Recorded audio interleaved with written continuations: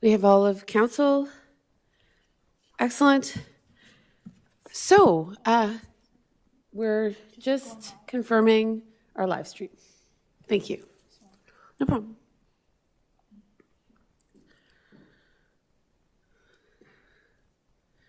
It's a chilly evening out there for the eve of spring. A little unexpected. So we have new audiovisual technology. We're just confirming our live stream. So off we go. So welcome to council colleagues, staff, and members of the public. We're going to start with our Committee of Adjustment meeting before we proceed into council. But before I begin, I'll invite a council colleague to read our land acknowledgement, please. Who would like to do that this evening? Looking for a hand? Not seeing a hand. I'm going to read it. The municipality of North Grenville acknowledges that the municipality operates on the territory of the Anishinaabe. We recognize all First Nations, Métis, and Inuit peoples who now call North Grenville their home. We respect and support the need for cultivating a strong relationship, and we commit to Indigenous informed decision-making to foster the path towards reconciliation. So with that, I'll call the meeting to order at 6:34 p.m. Disclosures of interest, colleagues. This is an opportunity for council colleagues to declare or perceived a real financial benefit or loss arising from items on the agenda this evening. Any declarations? Scanning the room? No hands? I'll move on. So approval of the minutes, and this is for the approval of the minutes from the February 14th, 2024 Committee of Adjustment meeting. Can I have a mover and a seconder, please, for the Committee of Adjustment? Thank you, Councillor Sullivan. A seconder, please. Thank you, Councillor Strachian. Any comments or questions in regards to this matter? Not seeing any, I will call the vote. All in favor, please. Excellent, thank you. So we'll move straight into our public hearing for our first item, which is in regards to A0424 for 16 Alfred Street. And I am obliged to read the following text in order to open the public hearing. The Committee of Adjustment will now hold a public meeting to consider application number A0424 for Alicia St. Pierre on behalf of Katie and Charles Greeno on the lands located at 16 Alfred Street, Plan 11, Geographic Township of Kemptville, now the Municipality of North Grenville, to permit an increase in lot coverage to allow construction of an attached screen room and related accessory structures. This meeting is your opportunity to voice any objections to any concerns you may have in regards to the proposed minor variance. If an appellant does not provide oral submissions or written submissions before the committee makes a decision, the Ontario Land Tribunal may refuse to consider any objections. Debbie Wood is here as Secretary Treasurer, and she will keep a record summary of the meeting. So with that, is anyone here for the public meeting in regards to Alfred Street? Okay, are you the property owners? Okay, thank you. We will pass the meeting over to Mr. Mosher, Deputy Director of Planning, who will give an update on the application for 16 Alfred. Oh, is Phil here? Oh, there you are. You've moved. Why did you move? Okay. All right, I'll swing left. Okay, go ahead. Thank you, Your Worship. If we could go to the next slide, please. So the application that's been presented to the municipality is to seek relief from the lot coverage provisions from section 13.2.1 of the municipality's zoning bylaw. An application was presented for a deck with a hot tub and some other things in addition to the home. And as we did our zone review for that building permit, it was determined that it was over the lot coverage standard, which is 30% within the residential first density zone. So that is the ask, and we'll talk a little bit more in the next slides. This is where the property is. It's located in sort of the south of County Road 43, north of Clothier Street, near to the Country Walk subdivision on Oxford Street West. Alfred Street is right there. It is a corner lot. We can go to the next slide, please. This is the proposed development site. We can see that there's the driveway. It's sort of truncated on this site plan, but it's a circle driveway with frontage onto Alfred Street, and then Oxford Street West is at the top where it says lot line. This shows the existing house where they want the proposed screen room, deck, and hot tub, and there's an existing shed as well. You can see that this proposal shows that the setbacks would be respected from the proposed addition other than lot coverage. Next slide, please. Again, it would comply with all zone standards, and no construction would occur on an easement. I don't have any elevation drawings of what's being proposed, I don't believe, so I can't show that, but we can go to the next slide. We circulated this in accordance with the provisions of the Planning Act, and we received a letter of no objection from the Rideau Valley Conservation Authority and a note from the Building Division that a building permit would be required, of course, for the structure. And that application is what precipitated this whole process. Next slide, please. So in terms of the property itself, it's staff's recommendation that there should be support to increase this to allow for an additional 10% of lot coverage at the subject property. It's located within an area that does have municipal services and storm sewers as well. And our understanding from our consultations with Public Works is that there's capacity within those pipes to handle this. It is very minor in nature in our view, and it generally meets the intent of the comprehensive zoning bylaw. It's in keeping with the official plan designation for the property being residential, and doesn't really alter or impair the fabric of the residential neighborhood. And it represents good land use planning. So next slide. And that's it. I'm happy to answer any questions. Great. Council colleagues, any questions in regards to the application? Does any member of the public wish to speak in regards to the application? No? Okay. Great. Obviously, the recommendation from staff is that we proceed with an approval and that there is no real inherent objection to this particular proposal. So with that, I'll ask that a council member move and second that the Committee of Adjustment grant relief for the properties located at 16 Elford Street West, former geographic town of Kemptville, now the municipality of North Grenville, from the following sections of Comprehensive Zoning Bylaw 5012 to provide relief from Section 13.2.1 for 15 Elma Street to increase maximum permitted lot coverage from 30 to 40% to permit an addition to be constructed to the dwelling. So mover, Deputy Mayor, Seconder, Councillor Sullivan, thank you. Any other comments or questions? Go ahead, Deputy Mayor. Just for the record, Mr. Mosher, through you, Madam Mayor, to Mr. Mosher, lot coverage restrictions are basically for what reason? Primarily, it's a neighborhood look and feel. They have their roots in history and zone standards, not necessarily for things such as stormwater or urban runoff. That wasn't their original intent.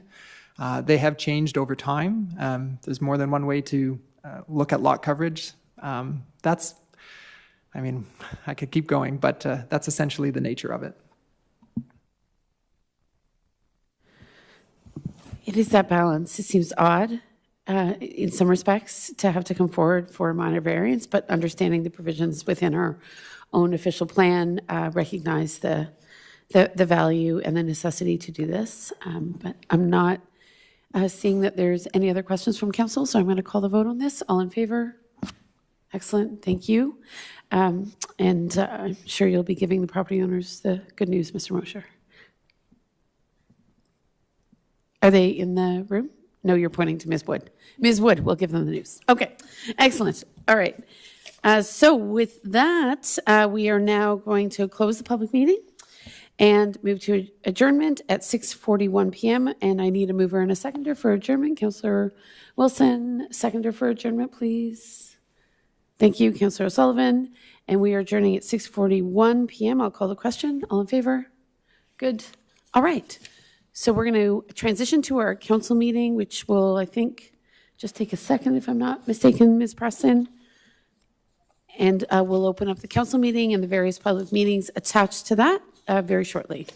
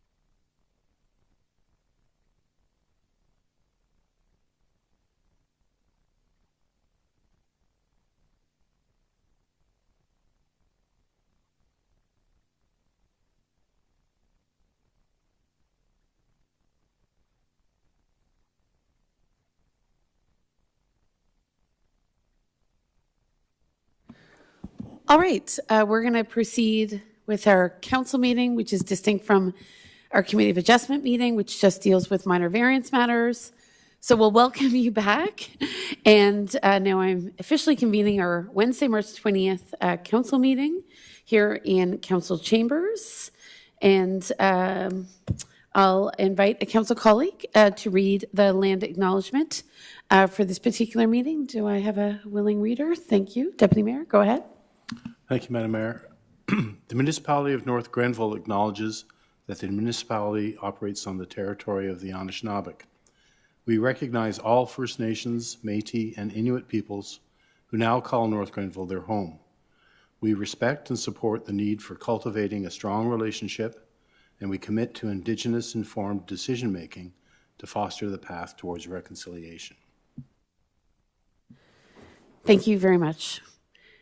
All right, with that, we'll move into the adoption of our agenda, colleagues.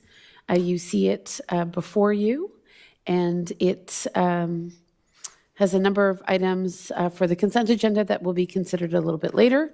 So looking for a mover and a seconder for the adoption of the consent, for the overall agenda, please. Thank you, Councillor Strachan and Councillor Wilson. Any comments or questions in regards to this one? Okay. Seeing none, I'll call the vote. All in favor, please. Good, that carries. We have no closed session this evening, and I'll now look for disclosures of interest. Any declarations from council colleagues in regards to perceived or real financial benefit or loss arising from items on the agenda this evening? Scanning the room, seeing no hands, we'll move on. We have no presentations or delegations, so we'll go straight to our consent agenda. As we all know, items listed under the consent agenda are considered routine and no longer require further discussion. As such, they are enacted in one motion. Of course, any council colleague can pull any item proposed for the consent agenda. Is there any proposed modifications to the agenda as presented? Seeing none, then I'll look for a mover and a seconder for the adoption of the consent agenda, please. Councillor Sullivan, Deputy Mayor, thank you. Seeing that there was no previous comment, I'll call the vote. All in favor, please. Good, that carries. So with that, we will move on. We have no reports from our CAO this evening. Unfortunately, she is traveling owing to a ill family member, but will return tomorrow. So we'll go straight into planning and development. And our first meeting is in regards to the Oxford Village Phase 2 zoning amendment public meeting. And I am just going to read the script so that we can officially convene that public meeting. Ms. Preston, do you have that in front of you? The script for our public meeting in regards to Oxford Village? I'm not sure I see it. Would anyone from our planning division have the script for the public meeting?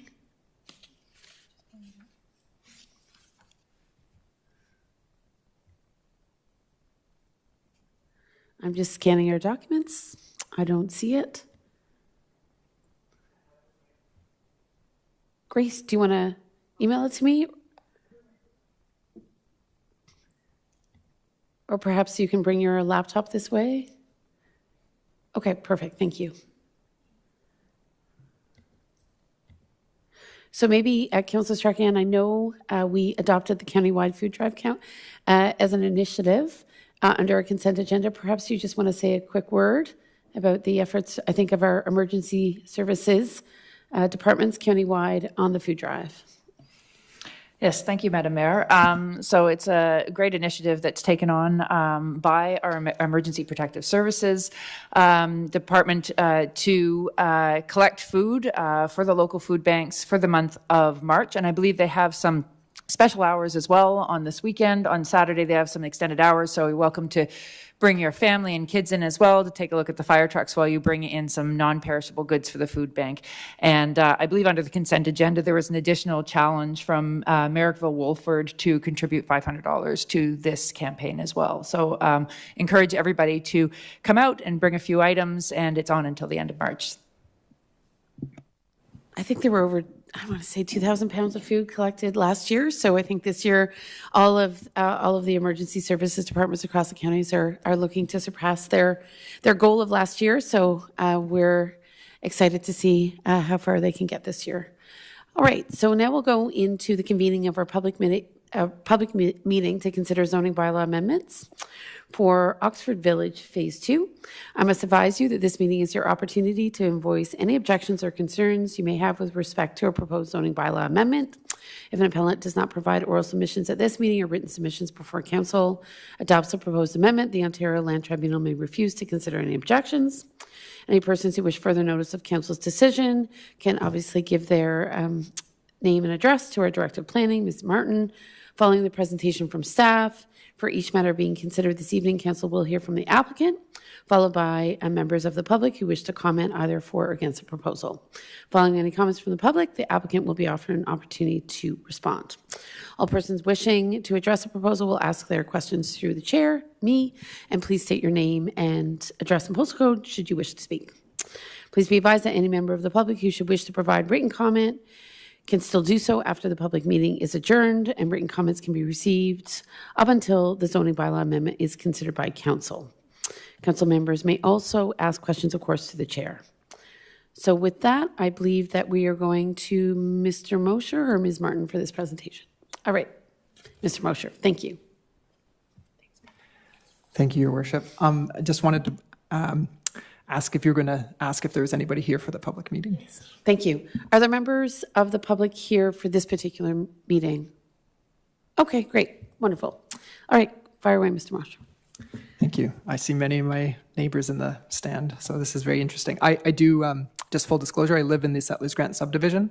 I don't perceive this to be a conflict of interest, and I've chatted with this about Director Martin, so I'm going to give my presentation now. If we could go to the next slide, please.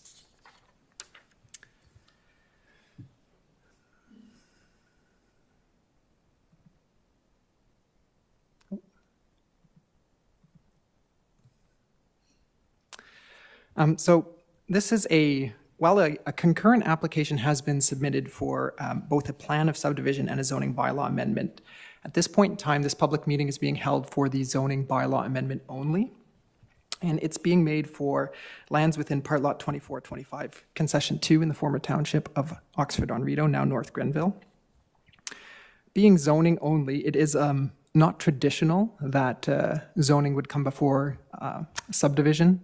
But it's not, it does happen, and planning staff have had some discussions with the applicant just to say that normally the subdivision process would happen first and then zoning would follow, because if a subdivision is registered or draft approved and there's changes to configuration or layout, could necessitate changes for zoning.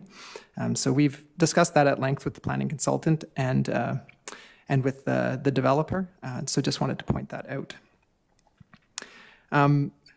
The plan of subdivision application was just circulated by the United Counties of Leeds and Grenville this past month. So we have received that, and separate comments would be provided for that process. But the current application for zoning would propose several site exception zoning amendments. It would establish some permitted uses for a residential subdivision with community amenities. And these zone standards would be very consistent with the Oxford Village Phase 1 subdivision. Also want to say that staff recommends holding of the public meeting at this time, not of approving any zone amendment just yet. We are waiting on some peer-reviewed geotechnical comments, and so before we receive those, we think it's okay to hold the public meeting, receive comments, but not yet recommend that council pass it. Next slide, please. So we received these materials in support of the application. Many of these would be formally reviewed via the subdivision application that's related. Those would be the environmental impact statement, which would be reviewed by the United Counties of Leeds and Grenville, and the transportation impact study, which would have some review from the United Counties and then also some review from North Grenville. I won't read the whole list, but that was the information that was required when we did pre-consultation discussions with the applicant. Next slide, please. So this is the subject parcel in context. This excerpt is taken from the planning justification report submitted in support of this application. We see the Equinell subdivision to the north, the Settlers Grant subdivision to the northwest, Oxford Village Phase 1, which is currently in construction for portions of it, to the south. We're here at the municipal center located east. Yeah, we can go to the next one. The concept plan, as presented to staff, would establish 995 units on a 43-hectare parcel. This would obviously still have to be implemented through the related subdivision process.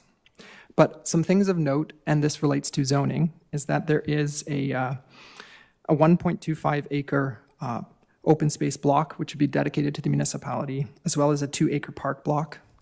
There's some lands that would be set aside for a community center. And the Niblett wetland, the wetland feature that's located within this subdivision, would also be transferred to North Grenville, including with adjacent lands for trail networks.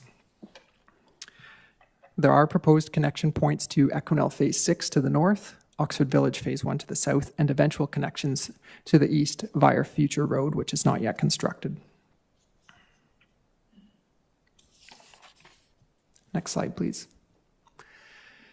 In terms of official plan, this is taken from North Grenville's official plan, Schedule B. So it shows the Niblett wetland feature as a central feature, kind of, the symbol is there, it's the first one, and it's kind of to the east side of the proposed lands. Outside of the wetland, the remainder of the property is designated as residential within North Grenville's official plan. There are highway commercial lands to the south, sort of towards County Road 43 and the BMR. There are several watercourses that do transect the wetland, and they're shown in blue on this map. And this proposal is within the urban service area. The property is within the urban service area 2. But for the outstanding geotechnical peer review, the submission materials that have been provided do demonstrate that this proposed development, and the zoning especially, would be consistent with North Grenville's official plan. It's proposing a mixed-use density, complete community, which would respect natural heritage features and zones, and provide a level of protection to the wetland and its adjacent lands. It also promotes active transportation, green spaces, green linkages, and community centers. It seems to further the vision of North Grenville's official plan as well. Next slide, please. This shows the current zoning of Oxford Village Phase 1 for context. So the EP zone shown in yellow is the zone that, as part of the Phase 1 planning process, was zoned to recognize the wetland. The I-7 is a zone that we don't have an open space zoning category in North Grenville, but it's the lands that are adjacent to the wetland itself, which would be transferred into municipal ownership and represent the buffer lands from the wetland itself. And then you see various forms of the residential first density, fourth density, and third density types of zones. So if we can just go to the next slide. Staff proposes largely to continue to use this type of zoning into Phase 2, obviously with some holding symbols. And I will talk about those in a little bit as to what that would require. But essentially, the large chunk of wetland that's currently only zoned as rural, staff would recommend that become wetland zoning, the EP zone. The adjacent lands to the wetland, that they would be zoned as institutional 7, would only permit passive recreational uses adjacent to the wetland. The I-H area would be where there's a potential for future community center. Again, those details would have to be worked out through the subdivision process and have not yet been done. And then 2 residential zoning categories, the R3 and the R4, with their exceptions and related holding symbols.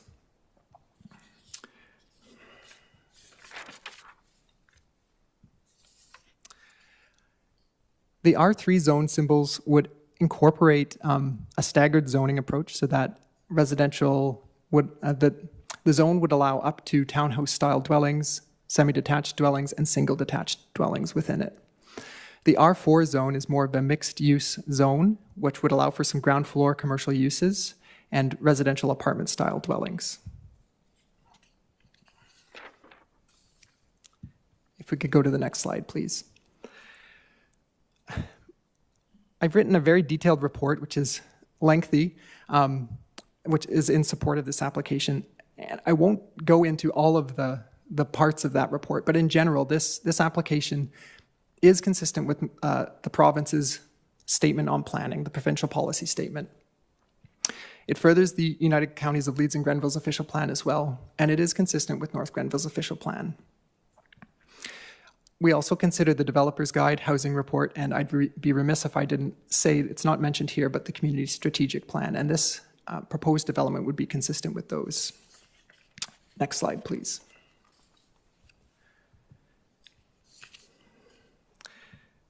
In terms of the eventual zoning, we have had some discussions with the planning agent, and he's relayed those to his developer. And staff is proposing that at the current time, there's no roads, there's no pipes, there's no services to speak of within this area of land.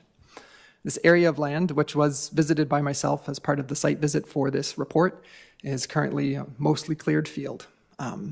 There's silt fencing that's adjacent to the wetland itself, and the forested area within the wetland is left be, but the remainder of the property is essentially a field. So there's nothing of service to speak of today. There's no committed capacity, no pipes in the ground, and some portions of the zone categories would require affordable housing commitments, which has not yet been determined. So staff would propose that these types of holding symbols be put on the zoning categories, and until those subdivision agreement, servicing, capacity, commitments to affordable housing, until those agreements can be realized and executed, that these hold symbols would remain in place and there would be no development. Further, the zoning of the wetland and adjacent lands would ensure long-term protection of that feature for future generations, which is consistent with North Grenville's official plan. Next slide, please. As stated at the outset, there is still an outstanding peer review for the geotechnical work. So staff's recommending that until the findings of that, which could potentially inform or alter zone standards, is received, that no decision be made by council. Once we receive that information, we'd report back to council and we would provide further recommendations. Although it must be said that on the whole, this application, but for the geotechnical peer review that's outstanding, it is consistent with North Grenville's official plan and would further the interests of the municipality. That concludes my report, but I'm happy to answer any questions. I also should note that the planning consultant is here for the developer. Great. So we'll go to council first.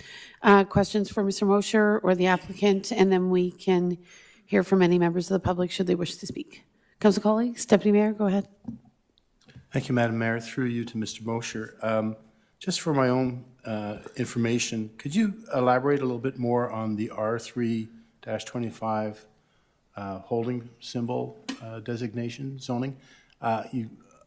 You had quite a fulsome report there, Mr. Mosher, but I think I lost a bit of what the significance of the R3 is. Is it? What I took away was it calls for mixed housing. Is it more than that? Through you, Your Worship, the R3 zone standard as proposed would allow for a range of dwelling types, singles, semis, up to townhouses. So that's the intent for the R3 zone. If that answers the question, I'm pleased. If not, I'm happy to answer others. Just another question. This is more for members of the public that are here. What exactly does a holding symbol mean to this process? When council considers removing or staff considers removing the holding symbol, is that part of a public meeting, or is this the only public meeting? Good question.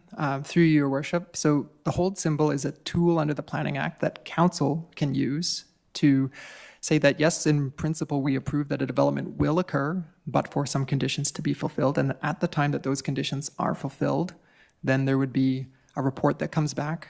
There's not a public meeting per se at that time, but there is a formal report that comes to council. There's a date that's set in terms of notification parameters.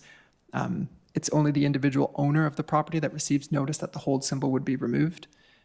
For all intents and purposes, this is the public meeting for this.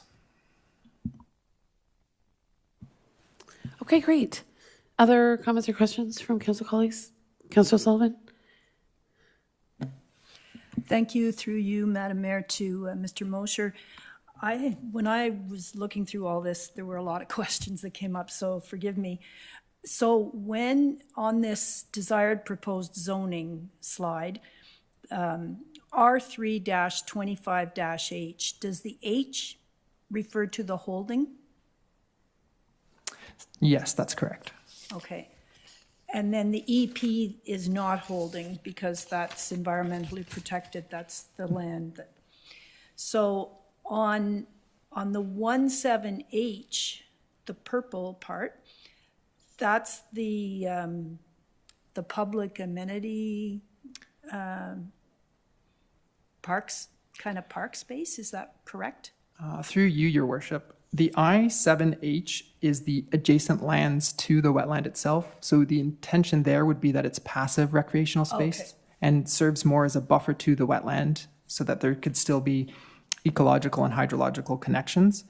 There is in the I-H zone, that's where more of the community facilities and parks open space are Okay. proposed. So that would be similar to a no-touch zone. Yes. Okay.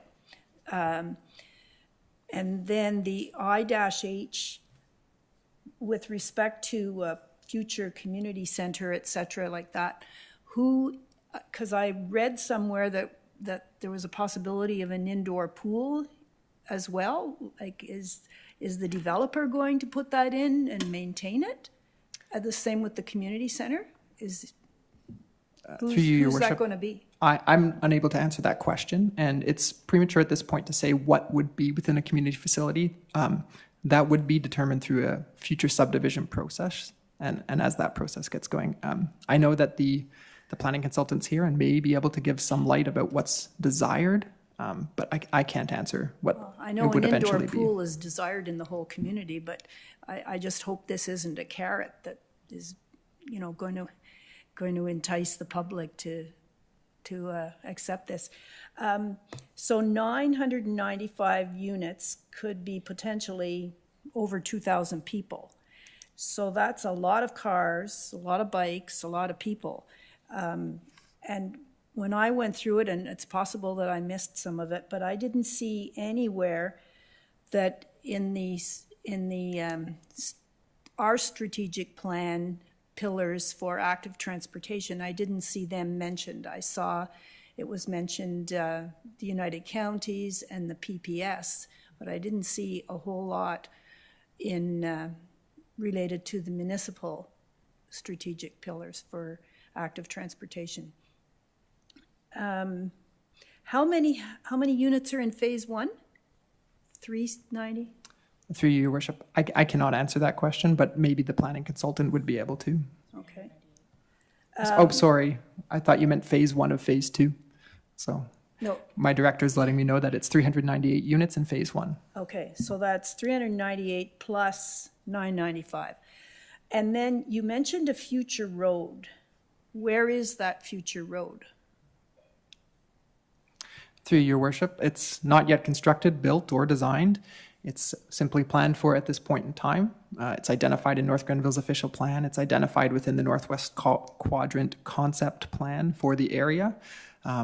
We don't own land for it at this point in time. It's a concept for future.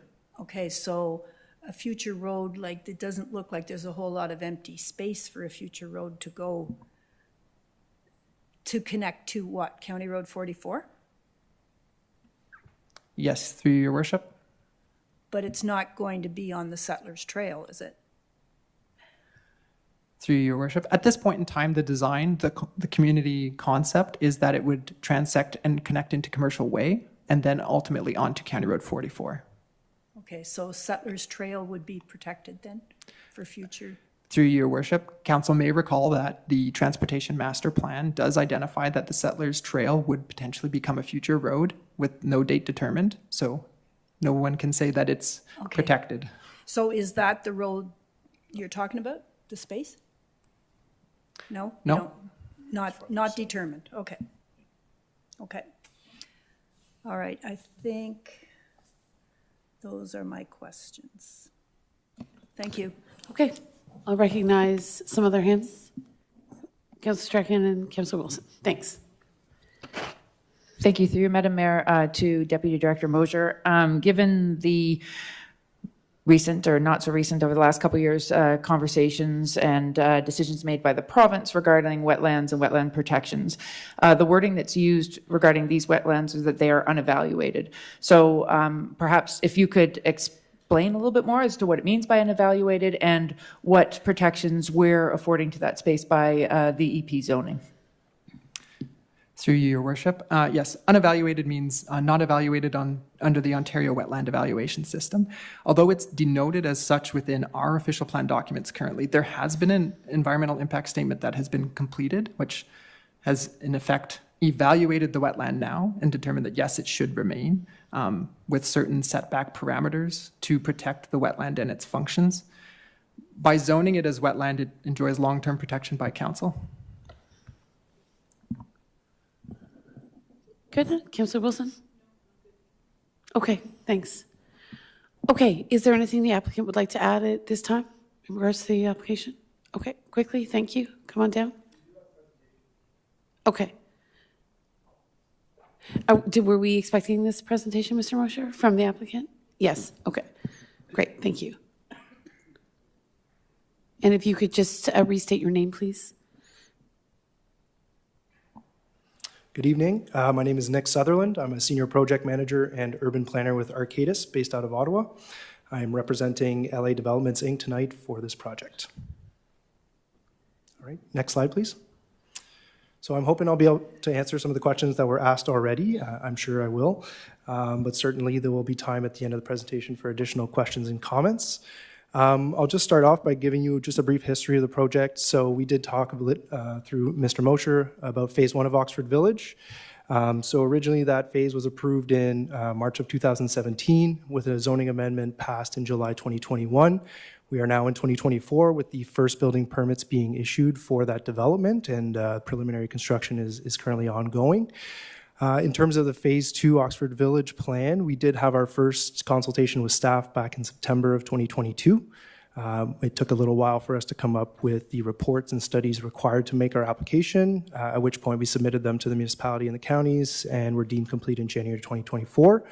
I think it's important to note that there's a bit of a longer timeline here in terms of implementation and construction. We are anticipating sometime around 2032 for full build out.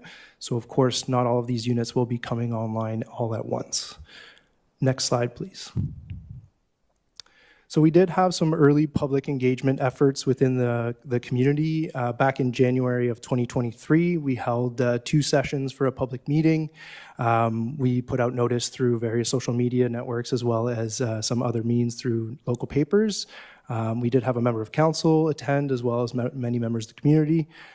We were able to answer some questions and it was very helpful with our proposed development. Next slide, please. So it was important for us to really get a sense of what this community was all about and how we could integrate this within the proposed development. So just to get a sense of kind of what Kemptville was all about, we were sure to focus on some site visits as well as touching on a lot of the great community amenities here and how we could tie into them. And I think you'll see that in just a moment here when we go over the plan. Next slide, please. So we came up with some guiding principles, and a lot of these touch on and are based on some of the policies and priorities of council and the community here. They include identity and diversity in housing, and for us that means providing a range of densities and housing types. We want to also be consistent with the local development and architectural styles, recognizing the rural and urban character of the community here, as well as designing housing that will avoid negative impacts towards the natural environment, and integrate and complement the environmental features where possible. We also took focus on connectivity and pedestrians for the transportation network in particular. You'll see in a moment here we have an extensive trail and multi-use pathway network that's proposed in the development that connects both Oxford Village Phase 1 and 2, but then also to the surrounding networks. Active transportation is going to be heavily encouraged through our development. We are looking for things like reduced road traffic speeds, pedestrian crossings, and other measures that would make sure that this is a safe environment for cyclists and most vulnerable users. Another important component here is the affordable development. And so, as Mr. Mosher alluded to, there will be an agreement for some affordable housing as part of this development. That hasn't been worked out yet as to exactly how much, but we are in discussions for approximately 15% of multi-unit dwellings set aside for affordable housing. We're also looking at accessible and supportive housing options, things like bungalow townhouses that allow for aging in place. And again, just the idea that a walkable community reduces the need for private vehicle ownership and the costs associated with that. Last but not least is sort of the parks, trails, and recreational amenities aspect of the project. We're looking to integrate high-quality landscaping, local trees and native species, and of course the potential for a municipal recreational facility and a wetland trail that provides a scenic experience within nature. Next slide, please. I won't get into too much of the policy work here because Mr. Mosher already did a good job of that, but effectively we are within the urban settlement area and the residential land use designation. We are in a rural zone currently, but that's why we are requesting a zoning amendment here today. We also used a lot of guidance from some of the other municipal documents and policies that are in effect, including the housing strategy, the developer's guide, and the transportation master plan. Next slide. This is just an image here of the draft plan of subdivision itself. It's a bit more of a technical image, but it gives you a sense of where the roads would be delineated as well as the development blocks and the wetland. Next slide, please. So looking at the concept plan here, I would just make one correction. Mr. Mosher, you said 995. It's actually 955 units, so just a little bit less than what you had stated earlier. Again, it's a mix of singles, townhouses, back-to-back townhouses, stacked townhouses, and apartment dwellings. As you can see, we have transitioned them from lowest density on the left-hand side, which is actually the north, closest to Settlers Trail, into the higher densities towards the center of the site. Where it says phase 2 up there, that's actually right in the wetland. You can kind of follow the wetland setback, and that's the 30-meter requirement that is in place to protect the wetland. Some other elements to mention are as well the ground floor commercial that will be within the apartment dwelling units in the very center of the development. So there will be opportunity for things like personal services, some small scale retail, perhaps a pharmacy and things like that to support the residents of this area. As well, there is a relatively large component of public spaces and parks that will be conveyed to the municipality. So there is the wetland space that will be conveyed, the trail areas. There's some stormwater management areas that are associated with the tributaries that cross the site. And there's also the actual park and municipal space within the center of the subdivision that would be conveyed to the municipality. I would also note that on the very left-hand side of the screen where Settlers Trail is, there's a small green block there. We are not proposing a vehicular crossing of Settlers Trail. We're simply proposing what would be a green link or an active transportation connection. So it would allow people who are cycling or walking through phase 2 of Oxford Village to directly reach Settlers Trail, but it would not allow you to do so with a vehicle. You would have to go up through Equinell's subdivision. So it also creates a bit of a traffic impediment to people using it as a speedway or wanting to find a shortcut from Equinell to Oxford Village and out to County Road 43. So to clarify then, the question in regards to the Settlers Trail, in terms of a proposed road out to County Road 43, currently, as you speak about Settlers Trail, the integrity of Settlers Trail remains intact.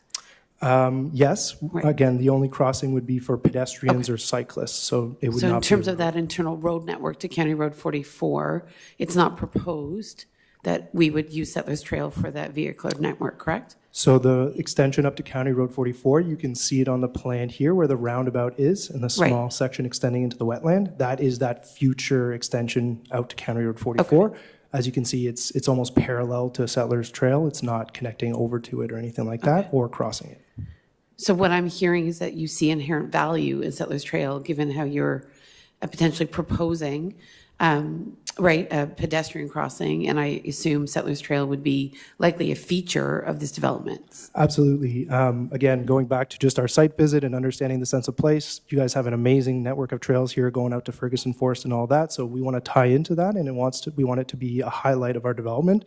Certainly, we wouldn't want to take away from Settlers Trail and all that it offers to the existing residents either. Great clarification. Thank you. Carry on. So just to mention too that I think in the total amount of area to be conveyed to the municipality, we're talking approximately 22.95 hectares of land. Again, not all of that is parkland, but a lot of it serves some ecological purposes, or it has purposes as public spaces and open spaces. Next slide, please. So the community facility, and I know this was mentioned before, again, this is very much an early point in the discussion. We have not made any commitments or any agreements with any providers, with either municipality or otherwise. It's certainly subject to further discussions as we move along with this plan. There is opportunity for a facility. Right here, we're just showing a draft concept with a pool and a multipurpose court, as well as some lobbies and studio areas. By no means is this a finalized plan. By no means is this what it will happen here. It's simply an idea to show the community that as it grows, there is opportunity for community facilities, for recreational facilities to be implemented. And we are looking at saving space for that type of facility within our development. If we move forward without reserving space for this, much like you would look at reserving spaces for schools, you won't get them back in the future, sort of thing. So this is our planning ahead. This is our planning for a community that has everything it needs within a walkable distance. And this is a community amenity that would serve not only the new residents of Oxford Village, but certainly be open to the wider community of Kemptville. I think my concern, our concern likely from other members of council is to put on the page that a 25-meter 8-lane swimming pool is part of a potential feature of this development, which I expect is very much contingent on municipal engagement and financing, because I don't think you're operating an 8-lane pool indoors alone. Might suggest that, I understand your caveats, but if anyone sees it on a page, it's not, I think, obvious to them that this wouldn't be a real possibility. And I think what you're saying today and what we know about the cost of an indoor pool, because we've done the feasibility studies and we've actually looked at 3 locations within the municipality, one of which has been highly recommended for an 8-lane pool, which is this facility. The proposal here sort of suggests that perhaps something like this would be imminent in your development, and I don't think that's necessarily a fair representation of what might happen. It's a suggestion of what could happen. But some of the caveats in your slide that you're giving to us tonight aren't really represented in this slide deck, perhaps to the extent that they should be. So that's just some feedback. Fair point. Thank you, Your Worship. Next slide, please. Just in regards to the transportation network, so you can see the proposed development here. Phase 2 is highlighted in orange. So we are connecting to both existing and planned roadways. The extension up to County Road 44 is shown there in the kind of green dashed line extending out of the proposed development area, but we'd also be connecting down to 43 via Oxford Village Phase 1. Of course, there is some regional transit options, but there is, of course, the on-demand transit that I believe has recently been launched in North Grenville to some degree of success that would also be accessible to these residents. Next slide, please. So just showing you here a little bit more of the pedestrian network and the active transportation network. So as I was mentioning earlier, there's the desire for a lot of multi-use pathways and trails within this development. We would be connecting to the same trails that are implemented within Oxford Village Phase 1, and then connecting up to Settlers Trail in the north.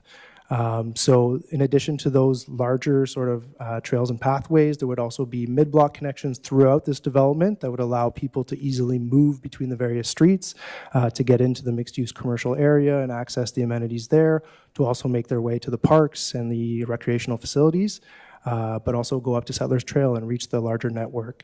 Pedestrian crossings will be very important within this development. We want this to be a safe space for all users, cycling, vulnerable or otherwise. So we're working with the municipality and their staff. We would figure out the best locations for potential pedestrian crossings, but we've shown a few of them here just as an example. Next slide, please. In terms of infrastructure and servicing, I'm just throwing this up as a bit of a visual for our preliminary plans. I think it's very important to note that there is a constraint within the municipality regarding the wastewater treatment plant, in that any future development would be contingent on capacity within the system and the upgrades required for it. So I believe the municipality is planning towards 2027 to make those upgrades, and certainly our development would have to follow the capacity that is needed to allow this many units. So it's not an imminent construction by any means, but would have to be contingent on these additional upgrades. Next slide. So just looking again at the zoning here, Mr. Mosher did a great job of breaking it down for you, but it's just highlighting that the various zones all respect which type of land uses are being proposed within them. The R4 being the one with the mixed use and the higher densities, and R3 being slightly lower densities, EP protecting the wetland, and the I zones for those public and open space uses. Next slide. So I understand the recommendation tonight by staff would be to defer the decision. We're asking that there may be an option to pass portions of the bylaw this evening for the zones that are not required to have a geotechnical peer review. We would ask council to consider that. Otherwise, to potentially consider passing the amending zoning bylaw tonight as it is. Certainly, we understand the concern regarding the geotechnical peer review. Next slide, please.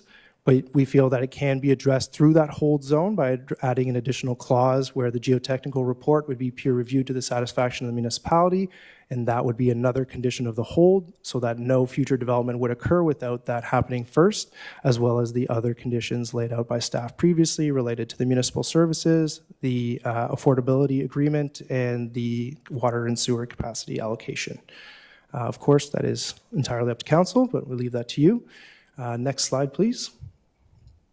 And happy to answer any questions or respond to any comments at this time as well. Thank you. Right, I'll recognize council colleagues in regards to any questions for the applicant. Go ahead, Councillor Sullivan.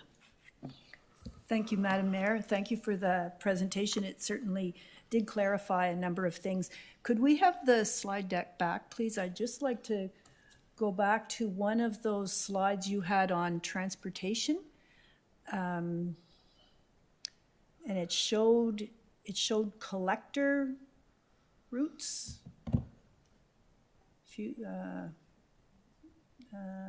Yes, that one has future collector as the green dashed line, and that appears to be crossing Settlers Trail and connecting to Equinell Drive. I thought you said that you were not proposing vehicle traffic to go across Settlers Trail. Didn't you say that? Through you, Your Worship. I believe this is just a bit of a nuance in the graphic here. Like our actual connection to Equinell goes up and around rather than directly through. And so I understand what you're saying. It does appear that that is the case. What I guess the other thing to note here is the small piece of land that is being conveyed to the municipality as a little park or as an active green link will be conveyed to the municipality. And if it was to be open for whatever reason in the future, that would be up to the municipality to cross Settlers Trail. But that's certainly not part of our plan. I understand what you're saying though, but this is the image on the left is like a highly conceptual future connectivity image. So I can understand why it's a little confusing. Yeah, thank you. I'm a little skeptical because I'm uncomfortable approving something or going forward with so many variables that we don't know. So thanks for clarifying that. Other questions for the applicant at this stage? Councillor Strachan? Through you, Madam Mayor, and perhaps more so as a general comment, there is a vehicular crossing of Settlers Grant. It is not from Oxford Village, but it is through Equinell, and the purpose of that is to allow for travel of emergency vehicles and so on, not only to phase of Equinell, but also to Oxford Village. So I think it is important that it is recognized that there is already an established vehicular crossing. It just doesn't happen to be directly from Oxford Village. Through you, Your Worship. That is correct. I think if the slides are pulled back up, we can add a little bit of clarity here with the visual.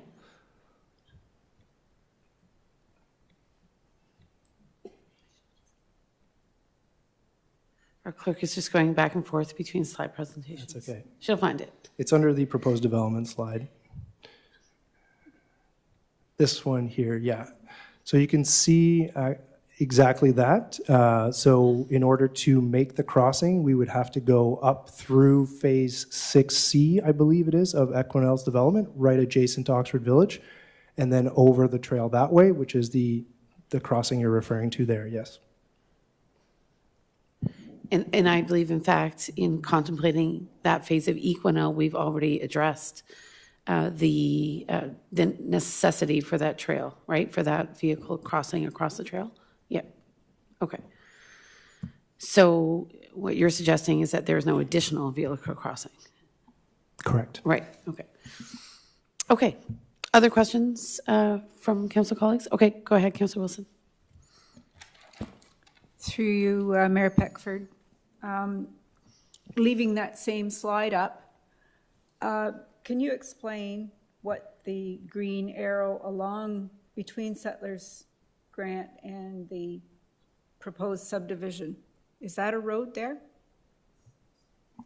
The green arrow Or on the is that very Settlers left-hand, Trail? on the very left-hand side of Yeah. the page, that is Settlers Trail. That is Settlers Trail? Correct. Okay, okay, thanks. Councillor Sullivan, go ahead. Thank you, Madam Mayor. Following up on Councillor Strackeryan's comment about that vehicle access connection between emergency services really are in favor of having more than one way in and out of both Equinel and the Oxford Village. Equinel at least has two roads to get in or on to County Road 44. But this, at this point, only has one way off of County Road 43. So I agree that it's important that there's a second way for emergency vehicles.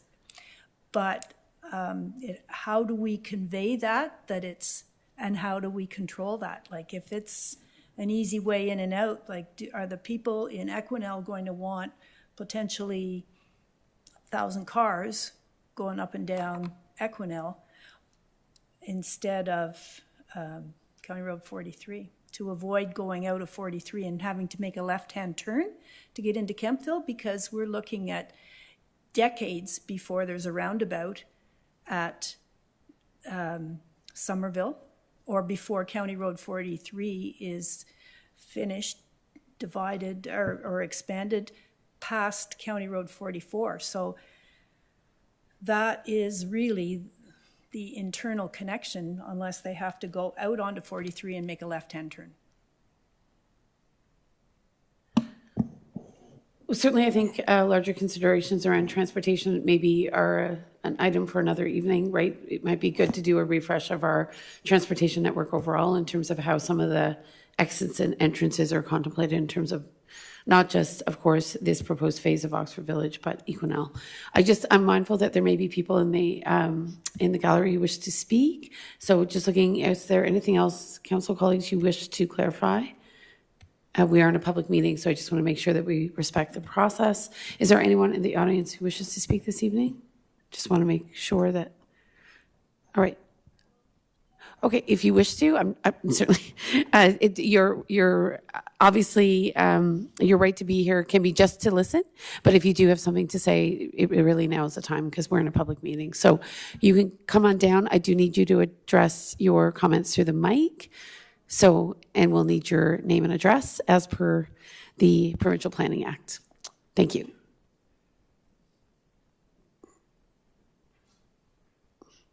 Thanks, I appreciate this. I know it's a bit of a hike to come down. I know, it's a bit of a hassle. We've all been on the other side of the mic, we assure you, at some point before we got elected, so thanks. Oh. Okay, there we go. Hear me? Lynn Wadowich, I live on Settlers Way. Here's my neighbor. So when you actually live up there, the slides are one thing, but when you actually live up there, you need to just walk down the trail.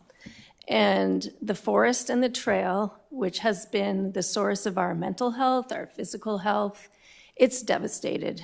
It looks like the moon. There's not a tree, there's a bit of a buffer left on each side, but The trees are gone, everything's gone. It's horrible to see, it's devastating. Not to mention what it's done to the wetlands, the environment, the wildlife who are roaming our streets confused, where's my house? It's really awful to see. And, you know, this town likes to promote our pristine, rural, quaint setting with untouched forest, beautiful trails. The very thing we're promoting is being torn away, ripped down. It's devastating to see. I left Barrhaven, but it feels like Barrhaven has followed me here. That's all I wanted to say. Thank you. So I had another hand in the audience. Is there anyone else who wishes to speak? Okay. Well, you can just come on down. We see two individuals, one gentleman at the back, and then yourself. So if you come closer to the front, it'll be easier to access the mic. Thank you. It's true, but we need you mic'd because the meeting is being streamed. Go ahead, Colin. Thanks. And just for the record, name and address. Of course, we know who you are, but name and address, please. Yeah, my name is John Dixon, 50 Settlers Way, and I totally agree with what my neighbor said and my other neighbor over here. But I wanted to take perhaps a little more expansive view of this. I was at the meeting some time ago, and I raised it then, but I've never really gotten an answer. The one thing I'm wondering about is we're on well and septic, of course, in Settlers Grant. And my understanding is that for not just for Oxford Landing, but for all these developments that are going in and the town, we're all reliant on wells in one way or another. And my understanding is that the aquifer for this new development is much deeper than what we're drawing from. But last time I checked, water does tend to flow down. So if water's being drawn out down here, it's got to be coming from somewhere else. So I'm wondering, first of all, where would I find the, and perhaps it's a question from Mr. Mosher, I'm not sure, through you, of course, Madam Mayor. Just wondering where I would find the reporting on the water situation. And I noticed in the plans for the new development, it talked about water mains and sizes and that sort of thing. But I didn't see anything about how much water is necessary for all that. So that's one area. The other thing I'm wondering from council's point of view is these are no longer ideas on paper. They're becoming much more tangible in terms of the development.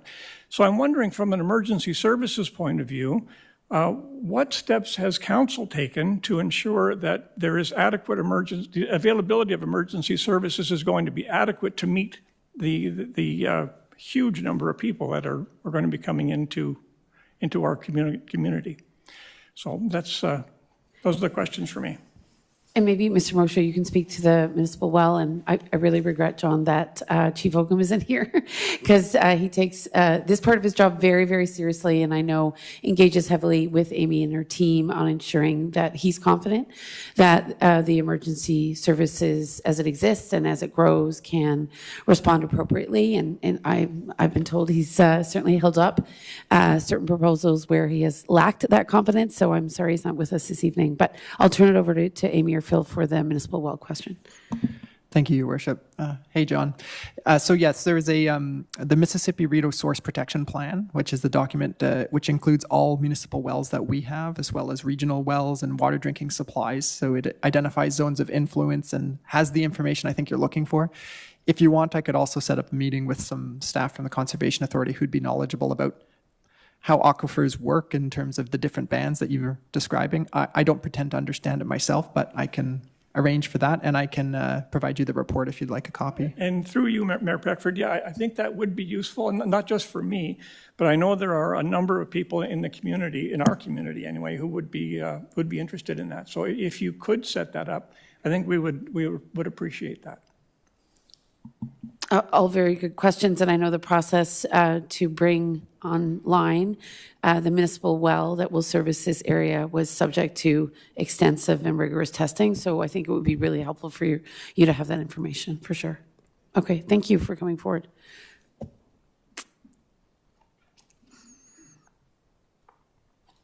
And just, again, just for the record, name and address, please. Yeah, my name is Paul Whalen. I live on Voyageur Drive in the Settlers Grant area. So my main concern is, and I'm going to go back to, I don't know, the lady that spoke earlier about it looking like a moonscape. And I was devastated when I was actually on the trail biking when I saw the heavy equipment come in and ripping down trees.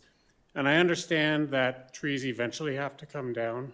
My concern always was for something where they're talking about 2032, did they really need to come in and make a moonscape like 3 or 4 years ago when they started tearing all the trees down? It looks like shit, sorry. It looks horrible. The trees that they are left don't have support from other trees. Windstorms are taking them down, so more and more trees are coming down along the trail there. Soon we'll have a bear trail. So I have difficulty listening to the developers explain how they have a beautiful green, lovely landscape for their development when they've come in and devastated the landscape that was there. You mentioned earlier that it's an empty field. Before it was an empty field, it was a beautiful forest. So that's...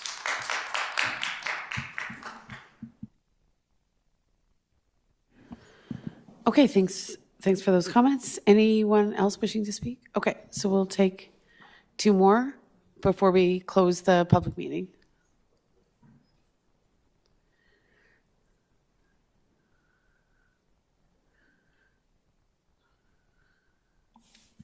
Madam Mayor, thanks for taking our questions this evening. It's Andrew Blake of 67 Settlers Way. I have a few questions, but I think they could probably be sort of left to another date. If I could just get a quick overview or clarification of what kind of data we can expect to come out of this geotechnical and its peer review. I've got a lot of questions, and I got a feeling some of that data is going to come out in that report. So that's one question. And then the next is, when can we expect this report to be peer reviewed and then presented to the public in this sort of forum? So 2 questions, if possible, if you don't mind. Sure. Yourself, Phil, do you Mr. want to Mosier? take that? Yeah, through you, Your Worship. Hey, Andrew. I don't profess to be a geotechnical expert, but essentially what it's looking at is soils bearing capacity and the ability to support buildings. My limited knowledge of it is like, it identified some Leda clays, some sort of sensitive clays underneath. And so not to say that can't be developed, but, what construction techniques or things would be required in order as you go forward to mitigate.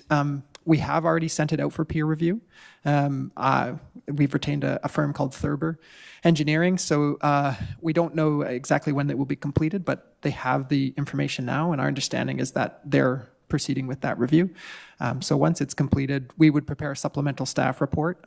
Individuals who have expressed a desire for that, updated information can certainly receive copies of it, as well as any supplemental staff report that's coming back to council ahead of any other decisions.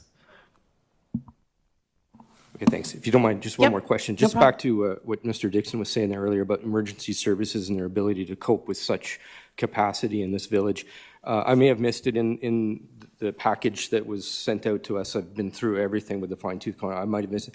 Has Kemptville Emergency Services, Policing, Hospital, EMS, Crash Fire Rescue been consulted for their ability to handle such capacity in either a natural or man-made mass casualty event? It's a reality, right? This is the world we live in right now.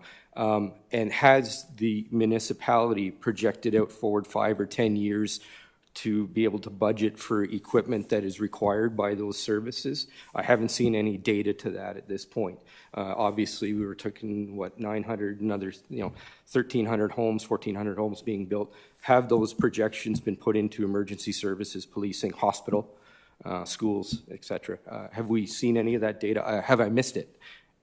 Question to the council. Maybe Ms. Martin, as Director of Planning, can speak to where municipally we would be engaged in those processes. Of course, when it comes to hospitals and schools, there are different jurisdictions, so we don't have the same influence. Of course, they're watching very, very carefully. And in fact, the decision to reverse the closure of Oxford and Rideau was based upon the Oxford and Rideau Elementary School was certainly based upon their understanding of growth in the community. So they're sort of observing from afar, but we don't have the same oversight over those bodies. But in terms of emergency services, and again, it's with great regret that Chief Oakham isn't here because he would love to speak at length about this, but I'll have Ms. Martin do her part tonight.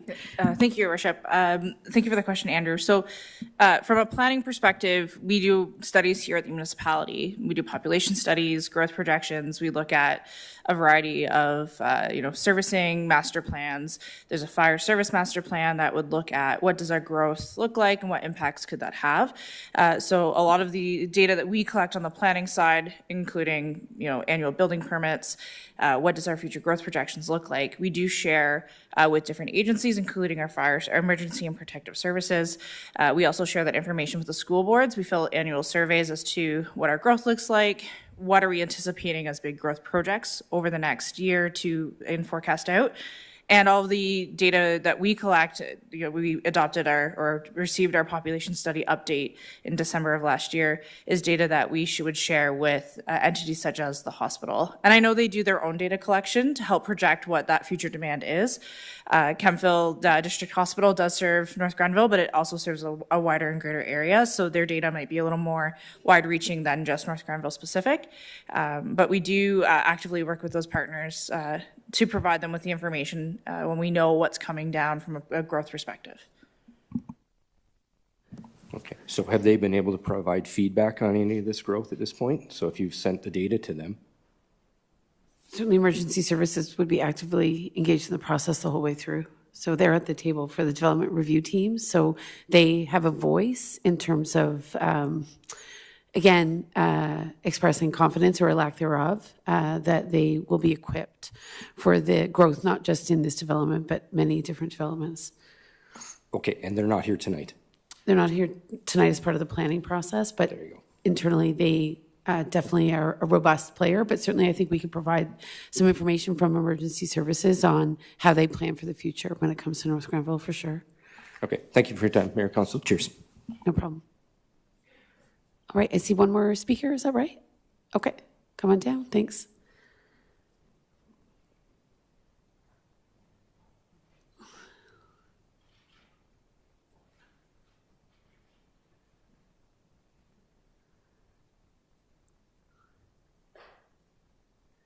And just name and address, please, thanks. And name and address, please. And you'll have to turn on your mic. Just sorry, we're live streaming. There you go. Thank you. Thank you. It's Heather Papazzi. I'm Heather Papazzi, and I live on Clothier Street here in Kemptville. Great, thanks. So just going back to the gentleman's last question, which was, does EMS then support the growth? Has that been confirmed? Ms. Martin, Mr. Mosher. Through your worship, I can confirm that we did receive emails of no comments from emergency and protective services on this specific development with notes that they would comment on future planning processes. That's what we received from them as part of the process. So no comment was their comment? So they don't necessarily agree with the ability to support this? Is that what you can I'm not infer sure from that would be the interpretation at all. I think if they had Well, no, I'm severe just saying, concerns- it's neither here nor there. They can't make comments, so they haven't supported it then. I think it's best that you carry on. I don't need to enter into debate. I think if there was a serious concern, they would absolutely flag that with us, as they have with other developments. But that being said, no comment is no comment for the purposes of tonight. So we can certainly provide more information after the meeting on Right. Well, their perspective. the only concern that I have is that the developer here tonight wants to see this approved with then tonight, trying to rush through the process of, the geotechnical, we'll get back to that. And then if we don't have the actual support of the fire chief with regards to the development, these are just questions that I think need to be answered before these plans are approved. Because you've got the proposed development, and then you've kind of got I enjoy development. I think but it has to be done responsibly. And that's our job for our future. So, did you want to say something? Sorry. He's, oh, okay. Well, I just see that someone, it's distracting, so I don't know.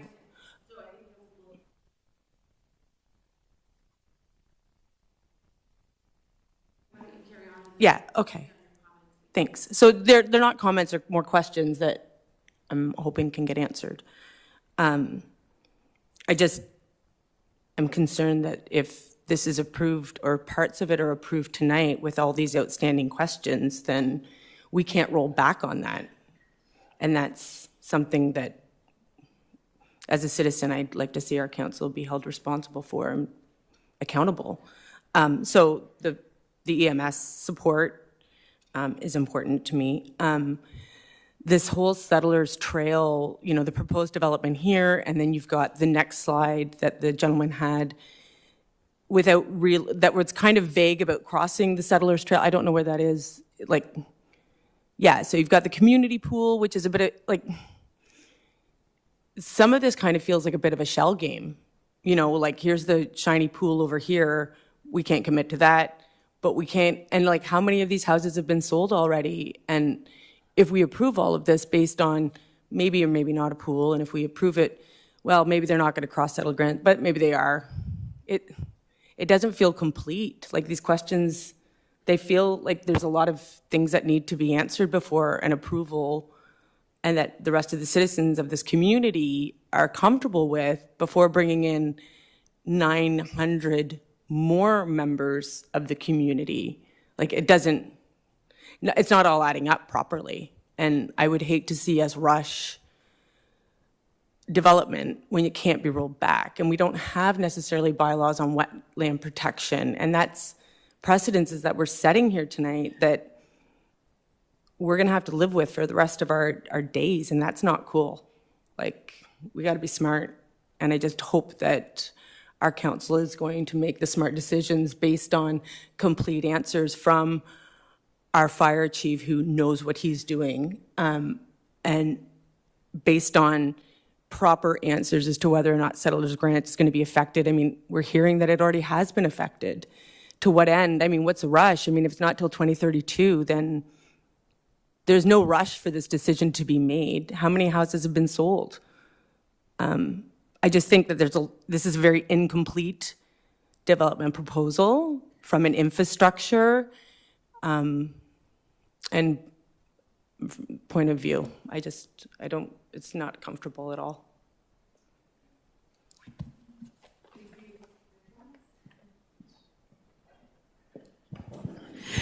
Okay, thank you for your comments. Just before I close the public meeting, any last hands? All right. So with that in mind, Council, of course, the recommendation this evening is a deferral. We've had lots of questions from the public. Certainly, Council colleagues have had some questions. Is there anything else, Mr. Mosher or Ms. Martin, you wish to add at this stage? Okay. Ms. Martin, are you good? Thank you, Your Worship. I just wanted to state that there's still a lot of process yet to come in regard to this development. There's still a full subdivision application where a lot of these questions will be further answered and pursued. And it's typically more so at the plan of subdivision stage when we receive that application, where you get more that detailed review on the documents, and there's a more fulsome review done in regards to providing a long list of conditions for council's consideration should they wish to choose to decide to provide direction on the development. So this is one part of the process, but there is a larger process that it is handled at the county level, but certainly please do reach out to our planning department if you wish to be advised of that when it comes forward, and we can provide that information to the counties. Good. So the proposition this evening before us is a rezoning for which a public meeting was required. So really, this evening, we were fulfilling our obligation to hear from members of the public and to also have council ask questions of our planning staff and the applicant. So to your point, I understand that there's many different steps to get to the proposed development as the applicant and their representatives have described it. But really, for the purposes of tonight's meeting, the consideration really is around solely the rezoning of lands. And the staff recommendation is deferral at this time. So I'm going to look for a motion to that end, unless council wants to consider a different motion. Councillor Sullivan, are you moving to defer the rezoning? I would, Madam Mayor, thank you. I would move to defer this Yes. based on that we need more information. And I would like to ask that the Active Transportation, Health, Wellness, and Fitness Advisory Committee, as well as the Accessibility Advisory Committee, have an opportunity to receive a presentation from planning regarding Great. this proposal and what could come in Thank you. from it. I just want to get the motion on the table. So you're So I agreeing would to move the to defer? motion amended to say that I'd like those groups to be consulted or have an opportunity to Okay. have a presentation So, to them. I'll look for a seconder for the, okay, thank you, Councilor Strachan. So there's a mover and a seconder for a deferral on the proposed rezoning. What I understand Councilor Sullivan's asking for is that the relevant advisory committees be engaged, and those are health, wellness, active transportation, and accessibility, correct? Yes. Okay, so I think that's understood by staff. Mr. Mosher, has that been done already? No. Through your worship, that's not common. Okay. And I don't mean to be a stickler for process, Right. but under the Planning Act, those members have had an opportunity, like any other member, to receive information on this process. And this is the public meeting to provide input. So it's okay if council wants to consult. We don't have a policy like that as staff to go to committees Understood. with public meetings and with this type of information. So that would be unusual. It's again at the discretion of council, and it's outside the public process. Indeed, I understand that. I know that sometimes subdivision plans, right, are certain, in certain cases, subdivision plans or certain aspects of a development plan have been brought certainly to the accessibility committee. Is that my understanding? Yes, generally a site plan will. Gotcha. Yeah, an individual site plan. Yes, that's common. Yeah. All right. So maybe in the spirit of what Councillor Sullivan's asking for, we can think about how to, at the right time, sort of consult, not so much on the rezoning, but aspects of the site plan if in fact things proceed in the next couple of years. Okay. So the motion is on the table for deferral. Are there any other comments in regards to the deferral? Okay, Deputy Mayor. Yes, thank you, Madam Mayor. And I think it's important to address concerns regarding accountability and transparency that have been expressed here tonight. And I wonder if you'd indulge a question to Director Mosher or sorry, Deputy Director Mosher. I'll toss this one directly to the Director of Planning. I think it's important for the public to know more detail about the development review team and the process, which is the first time, first contact that the municipality has with developers who might own property and have an idea of what they'd like to do. So I think it's important to know that, and I'll let Director Martin elaborate, who's around the table and what kind of questions they're asking at that very first contact with developers. Thank you. Through your worship, thank you, Deputy Mayor. So the municipality does have a development review team that consists of multiple departments, including planning and development, which houses planning, building, and bylaw. Our public works department, which is our engineering branch, which is your roads, your water and sewer. Emergency and Protective Services does attend. We have the Conservation Authority that has jurisdiction over a relevant project attend. And the United Counties of Leeds and Grenville will send a representative if the development has an impact on county roads or county processes. So the intent of these meetings is to hear proposals from the developer as to what they're looking to achieve, identify what processes that are necessary to go through, and we start to identify are there some site constraints that we're aware of, what types of studies are required to be part of a complete submission, and it allows for an exchange of information between the developer and the municipality as they embark on the path of their development application. So the information that we do our best to try and identify up front with the developer helps to answer some of the questions that staff might have when they provide their submission so that we can provide as much fulsome information to members of the public and council. And when we receive a Planning Act application, once it's deemed complete, that information is available to the public. You can request copies of those documents. You can ask questions of staff. If there's questions that are beyond our capacity to answer, we do provide them to the developer. Going back to development review team, again, it's an internal process that we have to pre-consult before anything comes before council, and identify whether there are issues or if there's constraints with the site that the developer needs to be aware of, and ensuring that we can get as much information as possible to make informed decisions. Thank you.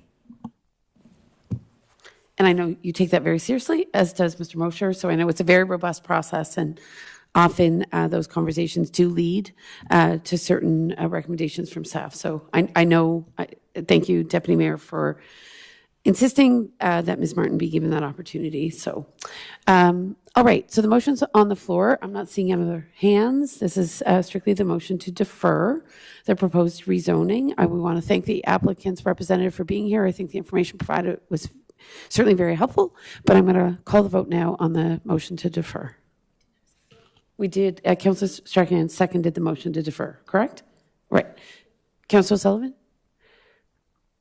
The motion that's on the floor, though, is the motion with the amendment to include those advisory committees. Ah, gotcha. Okay. So given what Mr. Mosher has said about how atypical it is to consult committees on a proposed rezoning, which is distinct from a site plan or a subdivision plan, are you amenable, Councillor Sullivan, to looking at consultation at that stage? Thank you, Madam Mayor. And with respect to Mr. Mosher, I still think it's a good idea to have the advisory committees have an opportunity to look at it. And they are people from the community and from the residents of North Grenville. And I think the more information we have, the better. And so if we're having to get more information regarding the geotechnical study, then have those two committees an opportunity to give us some input as well. So I'd like to see that. Could we potentially consider this in a separate motion? So can we do a deferral on the rezoning and then contemplate how to embed some of that consultation into the processes at a different time? Is that okay with the clerk? How do we do that? I think we would just consider a strict motion to defer and then give staff time to think about how we can engage in a consultation process that might not be strictly attached to rezoning, but would look at various stages of the development as it unfolds. Certainly, I think I would be more comfortable with that, just sort of given the constraints of the Planning Act. It's not to limit consultation, but to ensure it's sort of done at the proper times. Okay, let's see what Chloe has to say. Ms. Preston? Sorry, we can switch back if you'd like. No. Okay. So to your point, Madam Mayor, and to Councillor Sullivan, we could entertain this in a couple of ways. The motion, which I've added a little bit of fluff to, that I think would accomplish what we're looking for with some direction to staff, could entertain the possibility of those being added to future agendas without the commitment from Deputy Director Mosher on when the peer review could come back. Then there presumably is ample time for these committees to consult on them, whether council provides that distinct direction or whether that comes independently from members of council as co-chairs, which is their prerogative to add things to the agenda should they so wish. So I think that may circumvent some of the parameters that we're trying to avoid with the Planning Act, if you were agreeable to that, Councillor O'Sullivan, and that we could entertain the motion to defer and provide direction to staff to return at such time when the peer review geotechnical study is received, so that would provide a time frame for the developer as well as for council as to when to expect that back, and to provide that time for the committees, should the co-chairs so choose to add those to the agendas. All right. Does that sound like a reasonable way forward? That sounds reasonable to me. So okay. I will still move the motion to defer it. To defer the proposed rezoning. Yep. All right. That's before us this evening. Councillor Strachan, you remain a seconder. All right. May I now call the question, please? All in favor? Okay. So the motion is deferred. We're going to take a quick 5 minutes. We have 3 other major items this evening, Council, so 3 minutes is all you get. Thank you.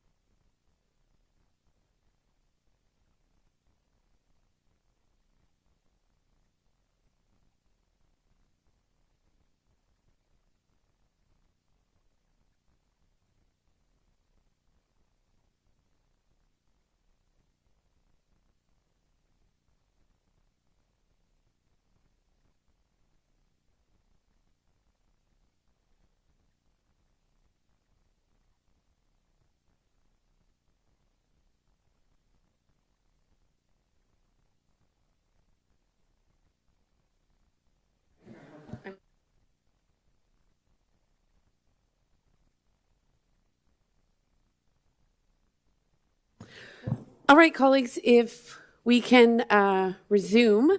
Ms. Martin, I know I read the public meeting notice, and I only referenced Oxford Village. I know we are about to close that public meeting and transition into a public meeting for 311, 315 Rideau Street zoning amendment. Do I have to read the public notice provisions again? Yes, you do, Your Worship. And do I have them? They were given to me. Yes. Okay. Excellent. So with that, council will now hold a public meeting to consider zoning bylaw amendments for the following properties, 311 to 315 Rideau Street.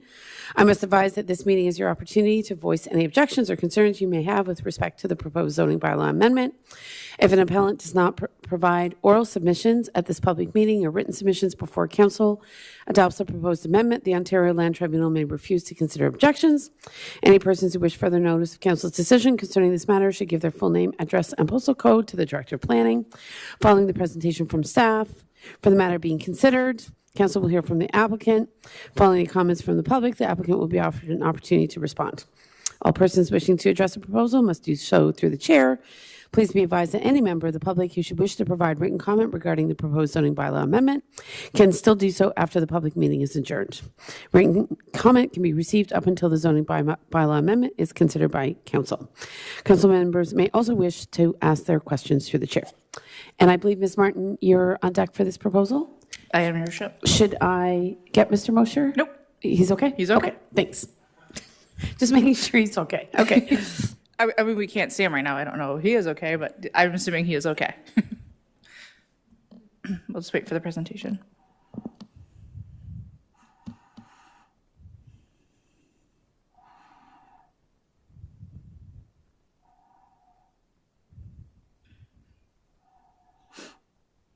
We'll just advance to the next slide, please. So the second zoning amendment to public meeting tonight is to consider the zoning for 311, 315 Rideau Street. The property is currently zoned residential second density. A zoning amendment was required to rezone the lands to a residential fourth density zone and create site-specific zone conditions to allow for the development of a 3.5-story multi-residential building that would have 8 multi-residential units. Next slide, please. This is a representation of where the property exists. There's 2 properties in question. One is currently developed with a single detached dwelling, while the other is vacant. It's just north of the B&H grocery store on Rideau Street, and I believe that is George Street, which is the intersecting street. Next slide, please. This is a bit of a busy map, so I do apologize. It does show the proposed building, where it's to be located on the property. There is enough parking to meet the zoning bylaw, so we're not looking to deviate the number of parking spaces on the site. There would be some landscape space built into the site as well. Given the awkward nature of the 2 properties and how the building's situated, there are some setback requirements that are needed in regards to an interior side yard setback, and I'll go through a chart that just details for council and the public as to what those deviations from the zone standard are. Next slide, please. Here's some renderings of what the proposed building would look like from an architectural perspective. We'll go to the next slide. So staff reviewed the proposed development from a policy perspective and found that the proposed development conforms to the general policies of the provincial policy statement, which sets out planning policy for the province of Ontario. Next slide, please. The United Counties official plan provides general planning policy at the regional level, which includes North Grenville. And staff have done their assessment and determined that the proposed development is in conformity with the official plan for the United Counties. Next slide, please.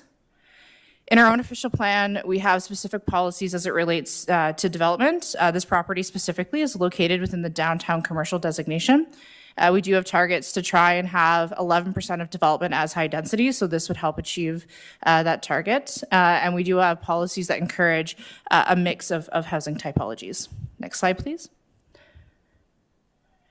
And furthermore, we do have policies within our downtown commercial designation that encourage residential development. And this is an area where we can have standalone residential uses. So we do protect certain corridors like Prescott Street and parts of Clothier Street from having standalone because we want to have that storefront with residential above. But we do allow for the standalone use on Rideau Street. And we do have a requirement within our official plan to endeavor to have 25% of all new development to be affordable on an annual basis. Next slide, please. So before council and the public this evening is this is the chart of the zone standards that are being requested to be deviated. The other zone standards can be met. The minimum interior yard setback is being requested to be reduced with the eastern property line from 6 meters down to 5.67 meters. And again, the property does come out in a bit of an angle, so the northeast corner of the building is just within that 6 meter setback. The existing lot area is undersized for what would be required. I do want to note that they are under the lot coverage requirement, so they still meet our lot coverage standard. They're not paving or putting more hard surfaces than what our zoning would allow for. The lot frontage is existing, so we can't make them meet 30 meters when they don't have 30 meters, so we're just going to recognize the existing lot frontage.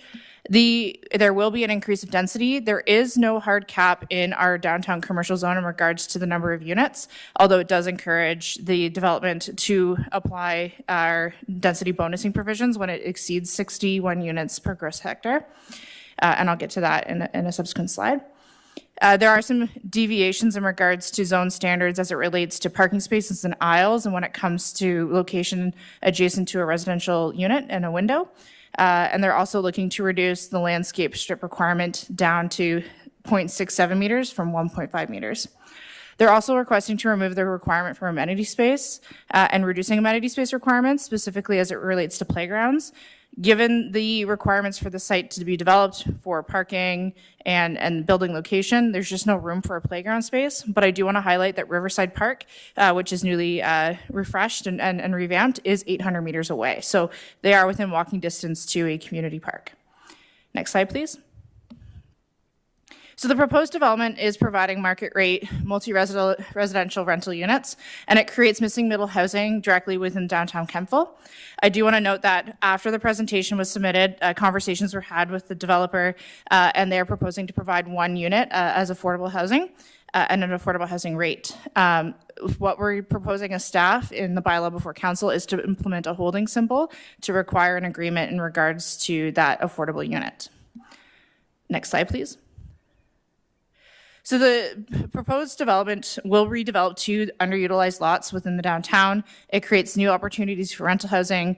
And as I mentioned, existing site constraints requires deviations from our typical zone standards. So it's when we're dealing with existing lots within the downtown, we often come against the fact that they can't meet all of our general provisions in regards to parking, as well as, in certain circumstances, lot requirements. Next slide, please. As noted, they are requesting to remove the playground requirement that is required as part of the R4 zoning. And again, Riverside Park is located within 800 meters of the property, and staff are comfortable with waiving that requirement given the proximity to the park. I do apologize. This slide was a carryover from using a template. So we'll just skip to the next slide. What I do want to note is that because it's less than 10 units, site plan control is not applicable to this property. As part of the submission, we did ask for a stormwater management report, and there was a bit of a traffic analysis, just given the fact that it is on the county road. So we have circulated those, and we are still going through just revising and providing some further comments on our review. But staff are confident that prior to a building permit being issued for this project, that we will ensure that any potential impacts from stormwater management or runoff from the site will be mitigated. We have not received any public comments to date. Up until this evening, we haven't received any comments from the public. And we haven't received any further comments internally besides what was provided as part of that peer review of the documents submitted. Next slide, please. And this, again, recapping that we haven't been provided more comments. Next slide, please.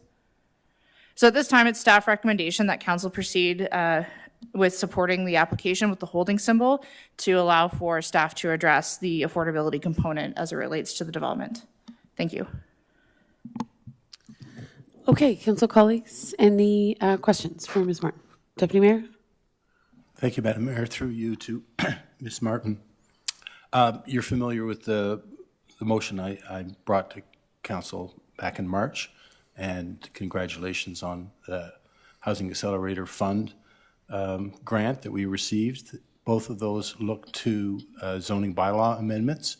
I wondered if you could go back to the slide that lists all the deviations and just tell me what you anticipate changing. I know we haven't started the process yet, but we are looking at amending our zoning standards.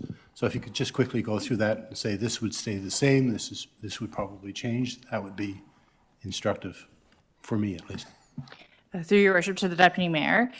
So certainly we would be looking at our provisions as it relates to parking, because what we've been experiencing with the multi-residential developments is that oftentimes the setbacks to habitable windows are often being varied, as well as things such as aisle widths and parking space widths. There's certain industry standards that we could look at to see are we current, or do we need to create some deviation or different standards that might be of a lesser nature.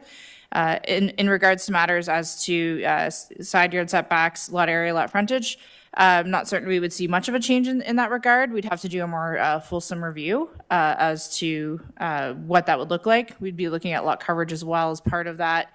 And then the density piece would come as part of the official plan review.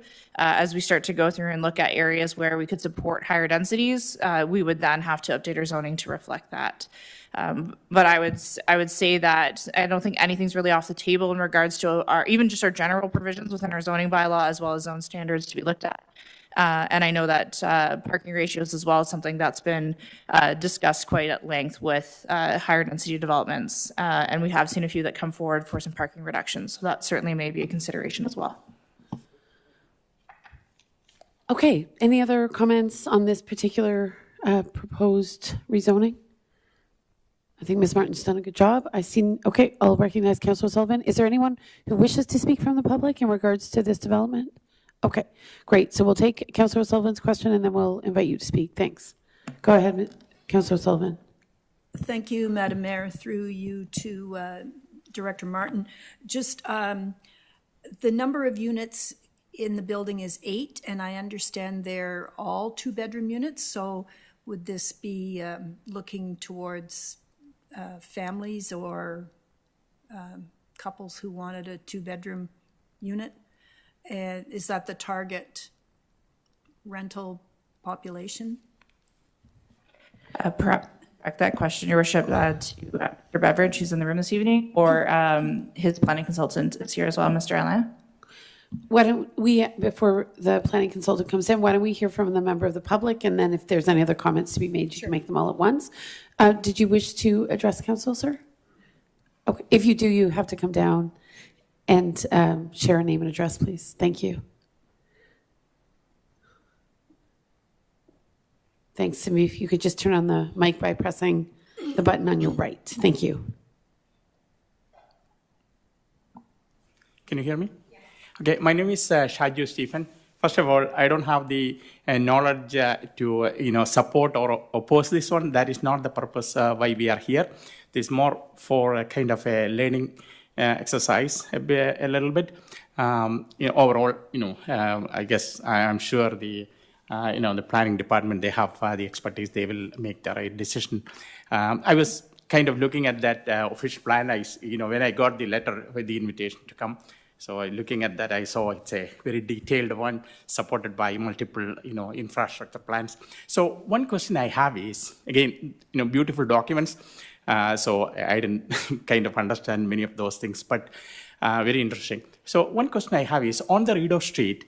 So I guess there is the the silver lines at the bottom. So right, is that correct? There is a silver line under the Rideau Street? Okay, so is that, I would assume at some point it was designed and there was a design capacity. So, and you have the population growth. So is there an estimate as to when the design capacity will be reached and that need to be replaced? Just out of. Ms. Martin? So I will thank Your Worship through you. I'm not going to claim to know all the specs on our water and wastewater system, and it's unfortunate that our Director of Public Works couldn't be here this evening, who would have that knowledge. But what I will say is when new development does come online, those are considerations that we take. They have to provide us with a site servicing plan as to how they're going to connect, and we look at what that cumulative impact of existing capacity on a piece of infrastructure is and how much more can be supported. And as part of that development review process, so in certain circumstances, if it's determined that capacity has been reached there may be a requirement on the developer to increase and install a larger piece of infrastructure to help support it. So that's part of the development process when we go through that review piece, is to look at the infrastructure side of things as to what can and cannot be supported and identify when upgrades are required.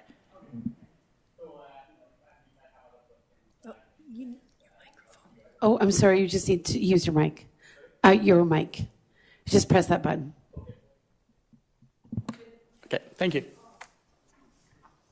So as I understand it, the final comment is it's good to have insight into some of that planning and the investments that are necessary to support residential infill in particular.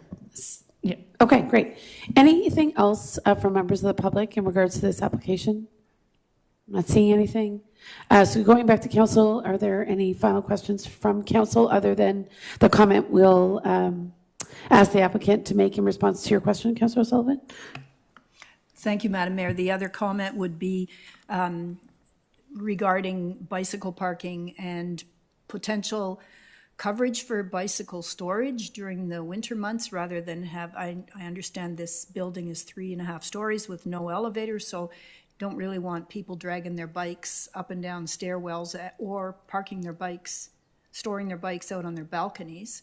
So having bicycle storage, when we're looking to become more bicycle friendly and to reduce the need for automobiles, especially in the downtown core. So anything that the developer can do to help facilitate that would be much appreciated.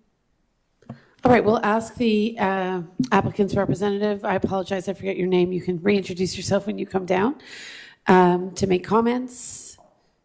And then if there's nothing else from council, I'll look to move to close the public meeting and ask for consideration of the recommendation. Go ahead, sir. And I apologize. I don't remember your name. Thank you. Am I live? Okay. My name is Scott Alain. I am a senior planner at Foten Consultants, 396 Cooper Street in Ottawa. I'm here to represent Mr. Beveridge.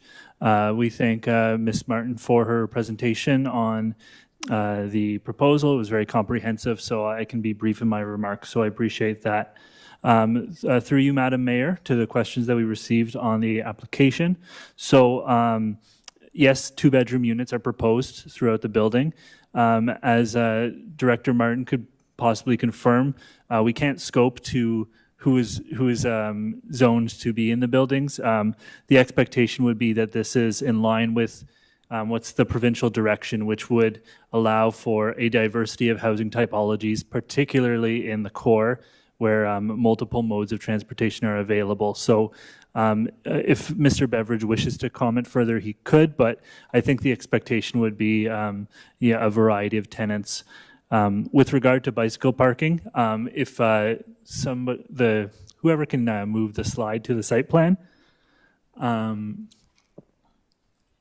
Thank you. So in the top right corner, you'll see, and it is grainy admittedly, but there is a bicycle parking pad. Mr. Beveridge has stated that relative to the councillor's comments, he is open to exploring an enclosed form in place of this pad with regard to the interest for year-round protection. And indeed, this proposal does refer to the intent to make use of active transportation, so I think that is a good suggestion.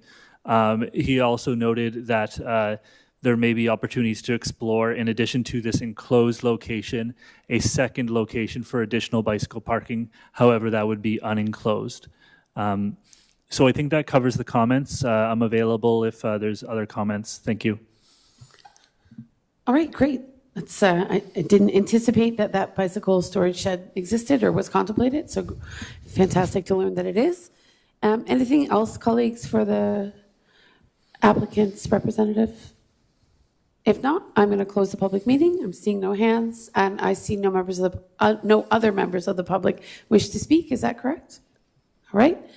So I'll close the public meeting, and I'll ask council to consider the recommendation before us, and that is that council approve and enact bylaw 2224 to rezone the property at 311-315 Rideau Street from residential second density to residential fourth density, exception R419, to permit the development of an 8-unit multi-residential building.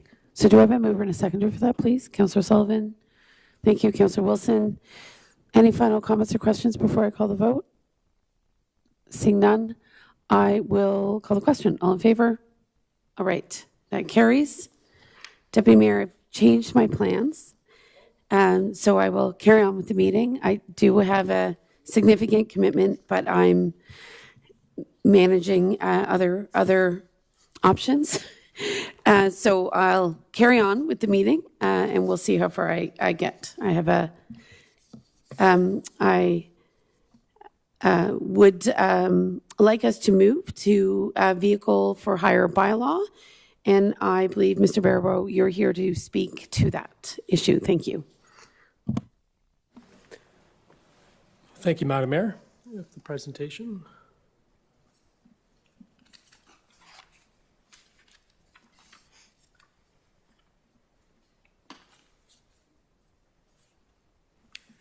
So members of Bylaw Services conducted a review of the vehicle for hire bylaw in order to help identify any existing barriers that may discourage the establishment of taxi or private transportation companies to establish here in North Grenville. And if next slide, please. And by doing that analysis, we identified key findings that could be prohibiting individuals coming forward to apply to purchase a license to establish that type of company here in North Grenville. Next slide, please. The bylaw that's being proposed to amend the vehicle for hire bylaw adds a definition to the urban area to the bylaw, and it coincides with the official plan. It provides clear boundary lines where previously the bylaw didn't have that defined in the actual legislation. Next slide, please. It also specifies the definition of winter tire and all-weather tires and mandates the dates when taxi and private transportation companies are required to install them. Previously, this was added in, but as part of this bylaw amendment, I'm requesting to repeal that existing bylaw and place these provisions in different areas within the bylaw to make it more applicable. The bylaw itself reasserts council's authority to levy a regulatory fee on private transportation companies with proceeds allocated to establish and support an accessibility fund. This too was provided earlier in 2021, and that provision will remain. The proposed bylaw would repeal mandatory years of experience requirements, and this is some of the barriers that I've identified and Bylaw Services I've identified that could be prohibiting somebody from coming forward and establishing a company here in North Grenville. It removes a 3-year driving history requirement for driver applicants of taxi cab, limousine, or private transportation companies, and it eliminates the 2-year taxi cab driving experience requirement for taxi cab owner applicants. Those two items could be prohibiting somebody from coming forward. Next slide, please. Also proposed in this bylaw amendment would be to reduce the required commercial general liability insurance for taxi cab and private transportation companies from $5 million to $2 million. And that is on par with other municipalities, neighboring municipalities. I also propose to update Appendix A to coincide with the fees and charges bylaw. This was out of date, and that just brings it back up to date. And it increases the flat urban fee for taxis and private transportation companies to $10. Currently, it's $5, and as part of my analysis with other neighboring municipalities, that number should probably be brought forward to be able to make it more appealing to potential companies from establishing here. It adds the appropriate set fines, which are already approved, and short form warnings to the bylaw as Appendix C, just a formality to have as part as the bylaw itself. Next slide.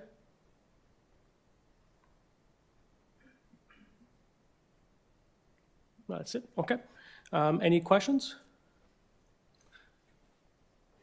Thank you, Mr. Barrow. I know we are in an odd situation where we seem to be one of the only municipalities in the region without a taxi service. So certainly I know I've always wondered if, in fact, the current regulatory environments internally may have been a prohibition. I know there was some discussion over the years about ride shares potentially wanting to come in and provide service. So I thank you for your comprehensive review. It certainly suggests that perhaps we were a little too restrictive, and perhaps that has contributed to the absence of any licensed private taxi or ride share option. So from my perspective, it seems that some of what you're proposing is valuable, but I'll look to Council for any other comments before we consider the motion.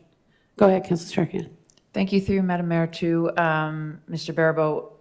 Regarding the driving experience, just wondering, are there any requirements at all for driving experience, or is it sufficient to have your G2 and then you can get in a car and drive people around? I'm just wondering if there is anything that is Correct. more than just removing those items.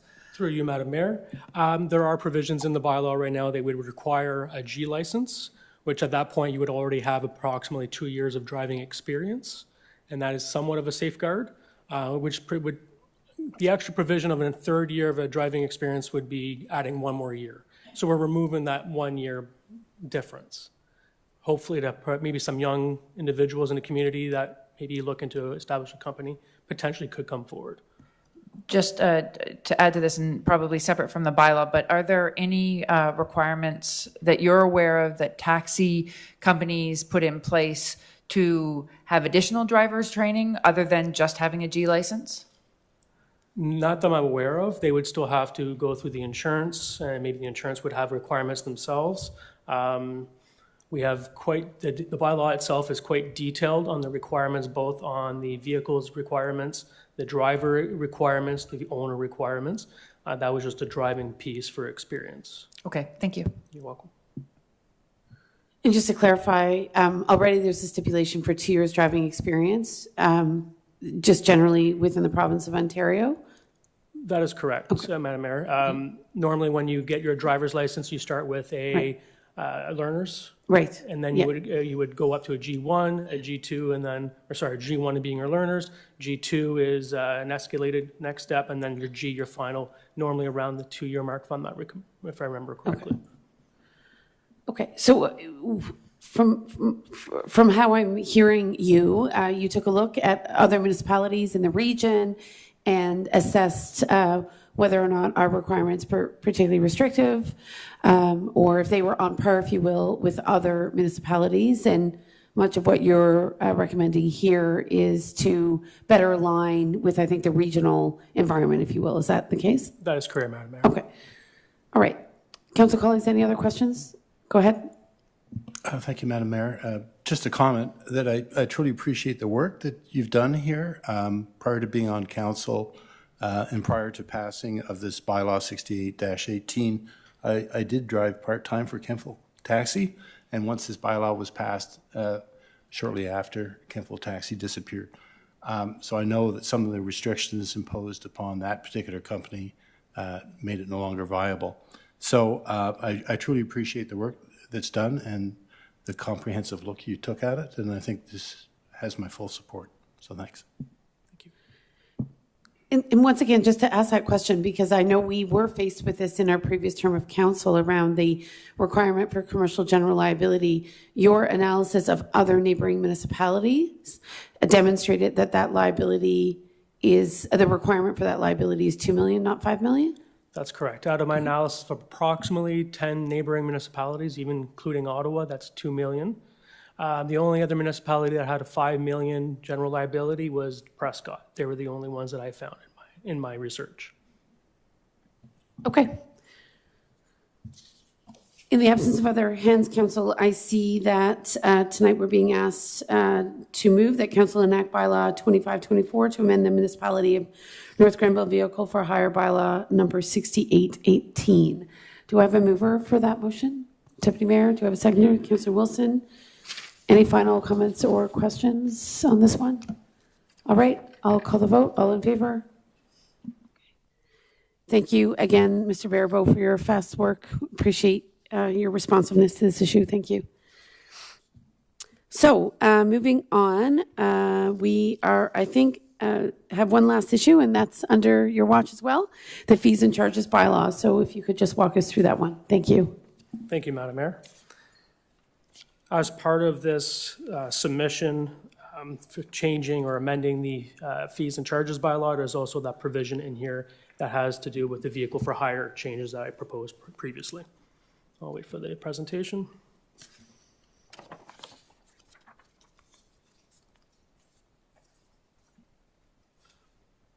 Next slide, please.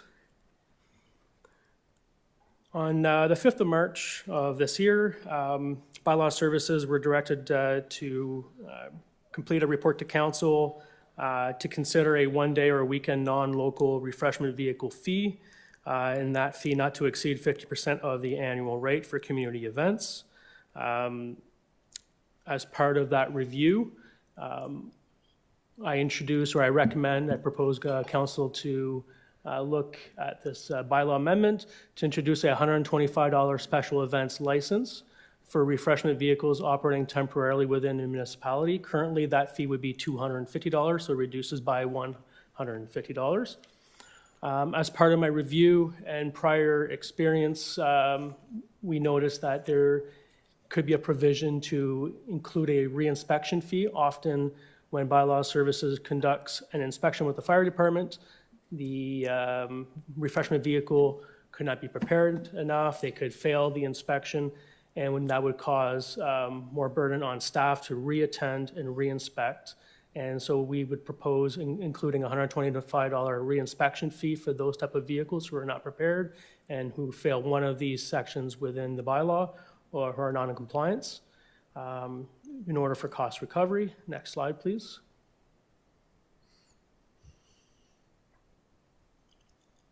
Also, part of the review, since being the manager of bylaw services, we've had a couple applicants come forward that were young entrepreneurs that felt that the bylaw itself, the fee, made it difficult for young individuals to establish a business for the summer, and they recommended having a lower fee. And based on the analysis, we could propose doing a $75 licensing fee for these individuals under 18 years of age for refreshment carts only, for establishing a small business here within the municipality. And I should note that the inspections, when municipal bylaw services completes an inspection, there's a process where the applications come forward, there's documentation that has to be collected, that has to be reviewed, and then we would have to attend with the fire department if it's a vehicle. And so you're looking at about approximately 3 hours worth of bylaw services time and fire department time when completing a license from point A to point C. And that was reflecting in those fees being proposed. Okay, good. Thank you. Of course, the catalyst for this was, I think, a request from Councillor Barclay to look at some of the costs associated with special events. So we appreciate again that you've worked quickly to bring this back to council. Comments from council colleagues in regards to the proposed provisions? Yep, go ahead, Deputy Mayor. Two comments and a suggested change. First of all, I believe that the BIA, in collaboration with NG Pride, submitted a letter to council and the clerk regarding this item on the agenda. But before I get into the discussion that we had today at the Board of Management meeting, the Old Town Kemptville BIA Board of Management meeting, this was on the agenda to discuss. But before I get into that, I'd like to acknowledge and appreciate the speed with which you were able to bring this to council, given the planning that a lot of organizations are doing for events coming up in which they want to include food trucks. So today's discussion at the Old Town Kemptville BIA sort of pointed to the fact that they didn't really make a real distinction, or they made a distinction between paid admission events. And so their concern wasn't so much about temporary paid admission events. Their focus was on free events, free community events downtown. So I don't have a suggestion, obviously, to increase the fee for paid admission temporary events. I think it's great that you can accommodate temporary events. And by temporary events, I think we're looking at 1 to 3 days. What they would like to see, however, and they think the inspection fee for food trucks for 2 to 3 day events, in other words, a weekend or a long weekend of $125 is fine. They're very comfortable with that and they appreciate that reduction. What they're asking for is a lower fee for 1 day events that would be equivalent to, I guess, your licensing fee for young entrepreneurs. They're asking for a $75 1 day licensing fee for free events in which admission is not charged. So I would propose that amendment to the proposed bylaw change on behalf of the BIA. Thank you. So we have a recommendation. It has yet to be moved. So if we want to move a different motion that's distinct from the recommendation by staff, we can do that. I think you're tabling consideration of another proposal in regards to the fee structure, but I'll recognize Councillor O'Sullivan before. Oh, I apologize. It was Councillor Strachian and then Councillor O'Sullivan in terms of comments. Go ahead, Councillor Strachian. Thank you, Madam Mayor. Just wondering to Mr. Baribeau regarding the young entrepreneurs you mentioned under the age of 18. I'm wondering if you would consider that we would align it with the Mayor's Youth Advisory Committee's age of 21 and under, just to align with their vision of what youth encompasses, and if there's any other reason why it shouldn't be considered. Through you, Madam Mayor, that is, if that's what council would wish, I have no objections to that. I believe that takes us up to age 25, 21, 25, 21. Okay, I'm comfortable with that. So we can crystallize that as part of potentially a package of amendments. But thank you for putting that on the table, Councillor O'Sullivan. Thank you, Madam Mayor. My concern or my comments are about reducing the fee from $125 for the inspection to $75 for a free event of 1 day. As Mr. Baribeau pointed out, an inspection is approximately 3 hours of time between the bylaw department and including the fire department, and I think it may be just the cost of doing business that's what it's going to cost to have your vehicle or your business at this event. So I don't know how everyone else feels, but I'm not sure that for not counting the young entrepreneurs under age 21 and under, or under 21. Regardless, it's a moot point, but I don't know. I don't think that we should really reduce it when the cost is still going to be approximately 3 hours of work between two departments, and I'm sure that probably is about $125. So that's my comment. I guess where I'm struggling is, so residents and businesses pay taxes. Our bylaw service is underwritten by the general tax levy. Is that correct? I assume that's correct? That is correct, Your Worship. There are some revenues associated with certain processes that would offset, like dog licensing helps offset our dog pound fees, but in general, it is supported by the tax levy. So with that in mind, the notion of full cost recovery for something that is being in part or largely underwritten by the tax base is something for me that I'm not totally convinced is necessary in terms of cost recovery. But that being said, I do recognize that there is labor and time involved and that should be valued at something. So I hear the proposal attached to a reduced fee for young entrepreneurs, and we have an age consideration and we have a reduced fee consideration. And now I'm also hearing from Deputy Mayor that there is a want to lower the already proposed $125 fee to $75. That's what I understand that BIA is formally asking us to consider. Is that correct? Yes, but the distinction is for free community events, I as see. opposed to paid Paid admission ser- events. okay. So a one-day carnival or something downtown Riverside Park where you pay admission to enter and there's food trucks, that $75 fee would not apply because it's a paid admission event.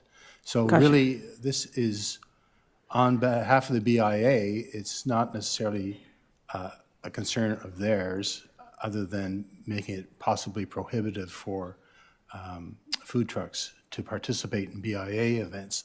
But they specifically mentioned NG Pride event, which they're not charging any additional fee for food trucks. They would desperately like to have a food truck there just to provide refreshment for people attending the parade. So we discussed it this afternoon and said, well, for a single day, possibly it could be at the same rate for young entrepreneurs, whereas a weekend event, as long as it was a free community event, the 125 would apply. The proposed 125 Would apply for 2 to 3 days. for a multiple day event. Yeah. So what I'm. No more than 3 days, though. Right. If- Okay. And I'm going to recognize Councillor Sullivan. So I'm just trying to navigate a series of comments, some of which weren't contemplated necessarily. So sort of the free event versus paid events, the single day event versus multiple day events. Those are considerations that aren't necessarily part of what Mr. Baribeau has brought to us this evening. So good to put them on the table, and it could be a way to provide direction. I'll go to Councillor Strachan before trying to conclude this into a recommendation or a motion from council. Go ahead, Councillor Strachan. Thank you, through you, Madam Mayor, to Deputy Mayor Barclay. I'm a bit confused about the free event and the paid event. So in an event where a refreshment vehicle would have to pay to enter, there is no request for a reduction in the fee. But in an event where there is no fee for the refreshment vehicle to attend, we're asking for a reduction. It seems to be there's something that I'm missing here in the rationale, because if it's a free event, they are already not having to pay to be there. If that's how I understand it. And perhaps what you're referring to as free is not clear. And then when it comes, in either of those cases, these are refreshment vehicles there that are running a business, and these are not costs to the BIA and to the refreshment vehicles, but they are businesses. So I'm not necessarily opposed to a reduction. I'm just trying to clarify exactly what you mean by free event or paid event. Sure, happy to answer. A free event is where no admission price is charged to the public, the general public. That's a free event. And how does that factor into the cost for the refreshment vehicle operator? If it was a paid admission, then it would go back to the general fee of $250, the established fee of $250. But that's not the point that the BIA pressed this afternoon or this morning. They're looking for a $75 fee for a single event. Their distinction was free versus paid admission, but I don't know if it has really much bearing on this bylaw at this point in time. I think a reduced fee of $75 for a single event, community event, free event, would be what they're looking for.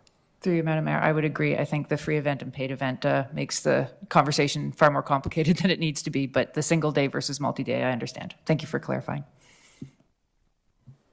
Okay, so really, apart from the youth consideration, let's try to wrap up the first discussion, which is around Mr. Baribeau has come back suggesting that a $125 fee is what they believe is appropriate, and I'm hearing from council colleagues that they would like an additional caveat to be if it's a single day event only, that there be consideration for a $75 fee, correct?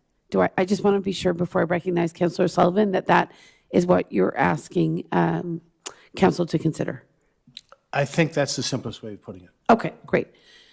So I'll recognize Councillor Sullivan. If you're speaking to this point, Councillor Sullivan, I'm trying to find a way to move a motion that provides either provides further direction to staff or goes beyond what Mr. Barabo has proposed. Okay, thank you, Madam Mayor. So what I understand is that this fee used to be $250. It's already been reduced to $125 for a temporary event. That is the proposal on the table this evening. That's the proposal, Correct. yes. So now they're asking for it to be reduced again. If you would like to speak to this particular aspect, I actually would suggest we get a motion on the table, and you can speak for or against this motion if it becomes live. Because at this point, this is all theoretical. Mr. Barabo has proposed something. I hear Deputy Mayor has proposed something. Councillor Strachan has weighed in with some other considerations. So, Deputy Mayor, would you like to move a further reduction to the proposed $125 fee?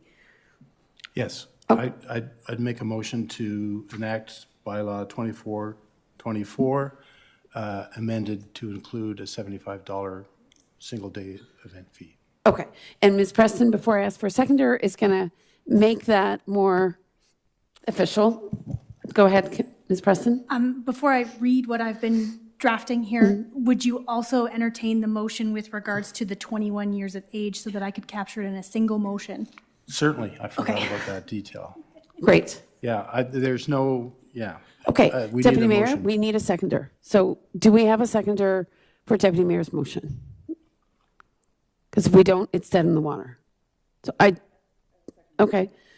All right. So Councillor Strachan has seconded it. So now we can have debate on the motion. So Councillor Sullivan, certainly you can go back to expressing your opposition with a motion now on the table, and I'll invite any other comments, and then I'm going to call the vote.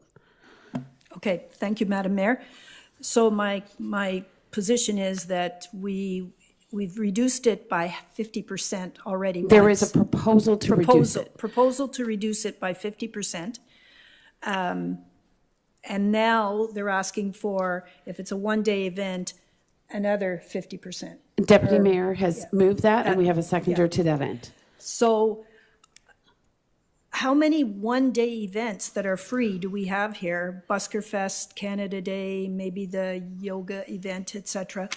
The yoga event is a paid event. That's a paid event, okay. So how many multi-day events, they're paid admission, and I'm only thinking of Kemptville Live or the IPM. So basically, we're going to be having $75 for pretty much every event. Potentially, that's your interpretation for sure. Yeah, so I'm not comfortable with reducing it by 75% from what it was. Okay, great. Thank you for that comment. I'm going to ask for other comments before I call the vote. Councillor Wilson? Through you, Madam Mayor. The food trucks that would be attending the one-day event, are these food trucks that are coming from outside of the municipality? Are they food trucks that already have their license for the season within the municipality? Great question. Mr. Barabo. Current local refreshment vehicles that are established here, they do get a yearly license, and they are permitted to partake in those events if they choose so. This will also allow external refreshment vehicles to purchase a license for a one-day or a three-day event, if that is established. So to caveat to that, this is only applying to food trucks. It's not applying to people that set up to do fundraising events for barbecues with their big barbecues outside businesses and that sort of thing. Do they have to have a vendor's permit or license? Those barbecues have to be inspected, do they not? I know I'm adding fuel to the fire here. I'd have to review specifically on how that is worded and how it would apply to the bylaw. In most cases, for barbecue special events on their own with families, that would not apply with this bylaw. This is mostly for businesses being operated. Okay, so to add to that, you have food truck vendors set up at Riverside Park, and you might have the Lions Club, you might have the Rotary Club doing their own barbecues. Do they have to pay a permit fee, or do they have to pay a participation fee? I'm going to, Mr. Barrow? Through you, Madam Mayor. If it's at the Lions Club, just an event from themselves, and they're not charging fee to the community who is there, the bylaw will not apply. Every circumstance is a little different, but they would also need permission from Parks and Recs to be operating there and having their barbecue inspected for safety concerns, and that does occur. So that would apply at a Canada Day event if your Lions Club were set up, your Rotary Club were set up, plus another food truck from outside of the municipality and another food truck. The food trucks will have to pay the 70 or whatever fee it is, but the Lions Club and the Rotary Club do not. Is that correct, Mr. Through Barrow? you, Madam Mayor, it all depends on the circumstances and if they're charging and Gotcha. charitable. Right. It depends on the circumstances specifically. Okay. Deputy Mayor, your hand is up. Yeah, I think we've lost sight of the fact that this is refreshment vehicle, food truck. And to the best of my knowledge, neither the Lions Club or Rotary own a truck. Okay. And that's where this would apply to refreshment vehicles and trucks, not somebody setting up a barbecue underneath a... Mr. Barrow, you would confirm that? Yeah, that's correct, Okay. Madam Mayor. Okay. So, Councillor O'Sullivan, you stated your opposition. Do you have a question or? Okay. Oh, I'm sorry, Councillor Wilson. I assumed you were done. Please, carry on. No, what I'm trying to, I guess, convey is that I know that we've had events in the municipality in the past where somebody has set up a huge barbecue or something like that, and they do have to be inspected. So who's inspecting those? Our fire department? Our bylaw services? There's no charge for that, Through you, Madam but Mayor. we want to charge for the other. So through you, Madam Mayor, I think in those circumstances, they're asking permission from Parks and Recs to establish a barbecue because potentially, I think I recall one from last year, it was the baseball tournament, and they wanted to feed their attendees. There was no cost, there was no charge from my recollection. And those barbecues, based on the fact that I went through the municipality, had to be inspected by someone, and usually that's the fire department, or there are certain barbecues in the municipality that are already approved as well, completely just separate from this bylaw. Okay, thank you. Anything else, Councillor Wilson? Okay. So a motion is on the table. We're debating the motion. Councillor Sullivan? Thank you. I do have one question. When you mentioned food trucks, food vendors who already have a license and operate within the municipality, I'm going to, for the lack of another name that's coming off my top of my head, but for example, Fat Les's. So does their license with the municipality allow them to move to, say, Riverside Park, take part in this without an additional inspection and without they have to pay again to move and take part in this? Through you, Madam Mayor, they would be permitted to, if the organizer of the event invited them and they were, if there was a fee that was charged to them as well to be part of the event, their license would be applicable. They wouldn't have to purchase another license. Okay, so this is really going to apply to outside of North Grenville food vendors, food truck vendors who come in from outside North Grenville? Through you, Madam Mayor, yes. It could also, in most circumstances, it would be somebody externally coming into municipality. Okay, thank you. Any other comments before I call the question? Councillor Strachan?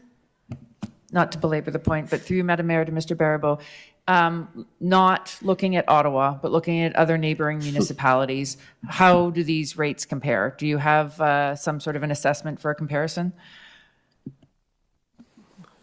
Through you, Madam Mayor. I did do some research on this, and it varies. Now, Ottawa is really on the higher end of this. Some of their licenses are, they can start near the $300 mark for a special event, and then it goes up to $3,000 for yearly licenses. I didn't go into the specifics because they get really detailed on the different type of licensing, different type of vehicles. Cornwall has one very similar. They don't charge different fees depending on if it's a special event or if it's a yearly license. It's the same cost. Theirs is $135 for a refreshment vehicle. For a cart is $85 a year. Every municipality is different. Prescott, similarly to ours in the past, has the provision in theirs that if they already pay a fee to the organizer, they would be exempt from having to purchase a license. Now, our bylaw had that prior to 2022, I believe it was, April 2022. And in April 2022, the current bylaw was changed with the current provisions and fees. Okay, colleagues. Anything else before I call the question on the current proposal? So what I understand from the most recent round of discussion is local refreshment trucks are likely to have already paid their fee to be in the community, and to serve a local event, they would not be charged an additional fee for either the inspection or the relocation. Is that correct, Mr. Barrow? That is correct, as long as, Madam Mayor, as long as they were invited and they purchased a fee to be participate. in the, right. And they purchased their initial fee for, currently with the bylaw is $250 initially, and it's a $125 renewal fee on a yearly basis afterwards. Okay. So this is really about facilitating participation for non-local refreshment food trucks. Effectively, because obviously the local ones are likely to have paid, or perhaps if they're only coming out for particular events, we're lowering the fee for occasional local food trucks who aren't necessarily part of the regular scene, if you will. Yes, that's correct, Madam Mayor. Okay. Okay, so a motion is on the table. Is there any other comments before, we call the question? Ms. Preston has suggested that the proposed amendments to the bylaw are the following. So these were moved, but I'll just refresh everyone's memory. Section 1C, the definition of youth refreshment cart would now become 21 years and under for the annual fee. Section 1B, the amendment is that food prepared and or cooked on site for an event exceeding 1 day but not more than 3 days would be $125. The reinspection fee for a 2 or 3 day event would be $125. And food prepared and or cooked on site as it pertains to the refreshment truck for a 1 day event would be $75, with the reinspection fee being $75. Did I capture that clearly? Is that clear to council colleagues? Okay. Deputy Mayor?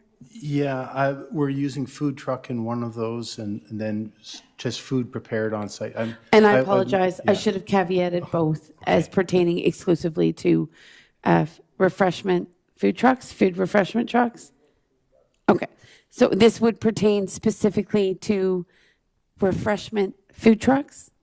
Refreshment vehicles, I apologize that I'm not catching up with the terminology. Okay, Councillor Strachan?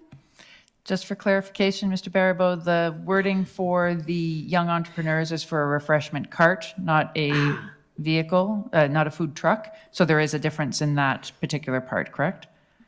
That is correct. That was just for a cart. That was the proposed amendment. Okay, so with that, I'm going to call the vote. All in favor of the proposed motion? All right, it passes. I believe, Councillor Sullivan, you want to register your opposition, is that correct? Okay.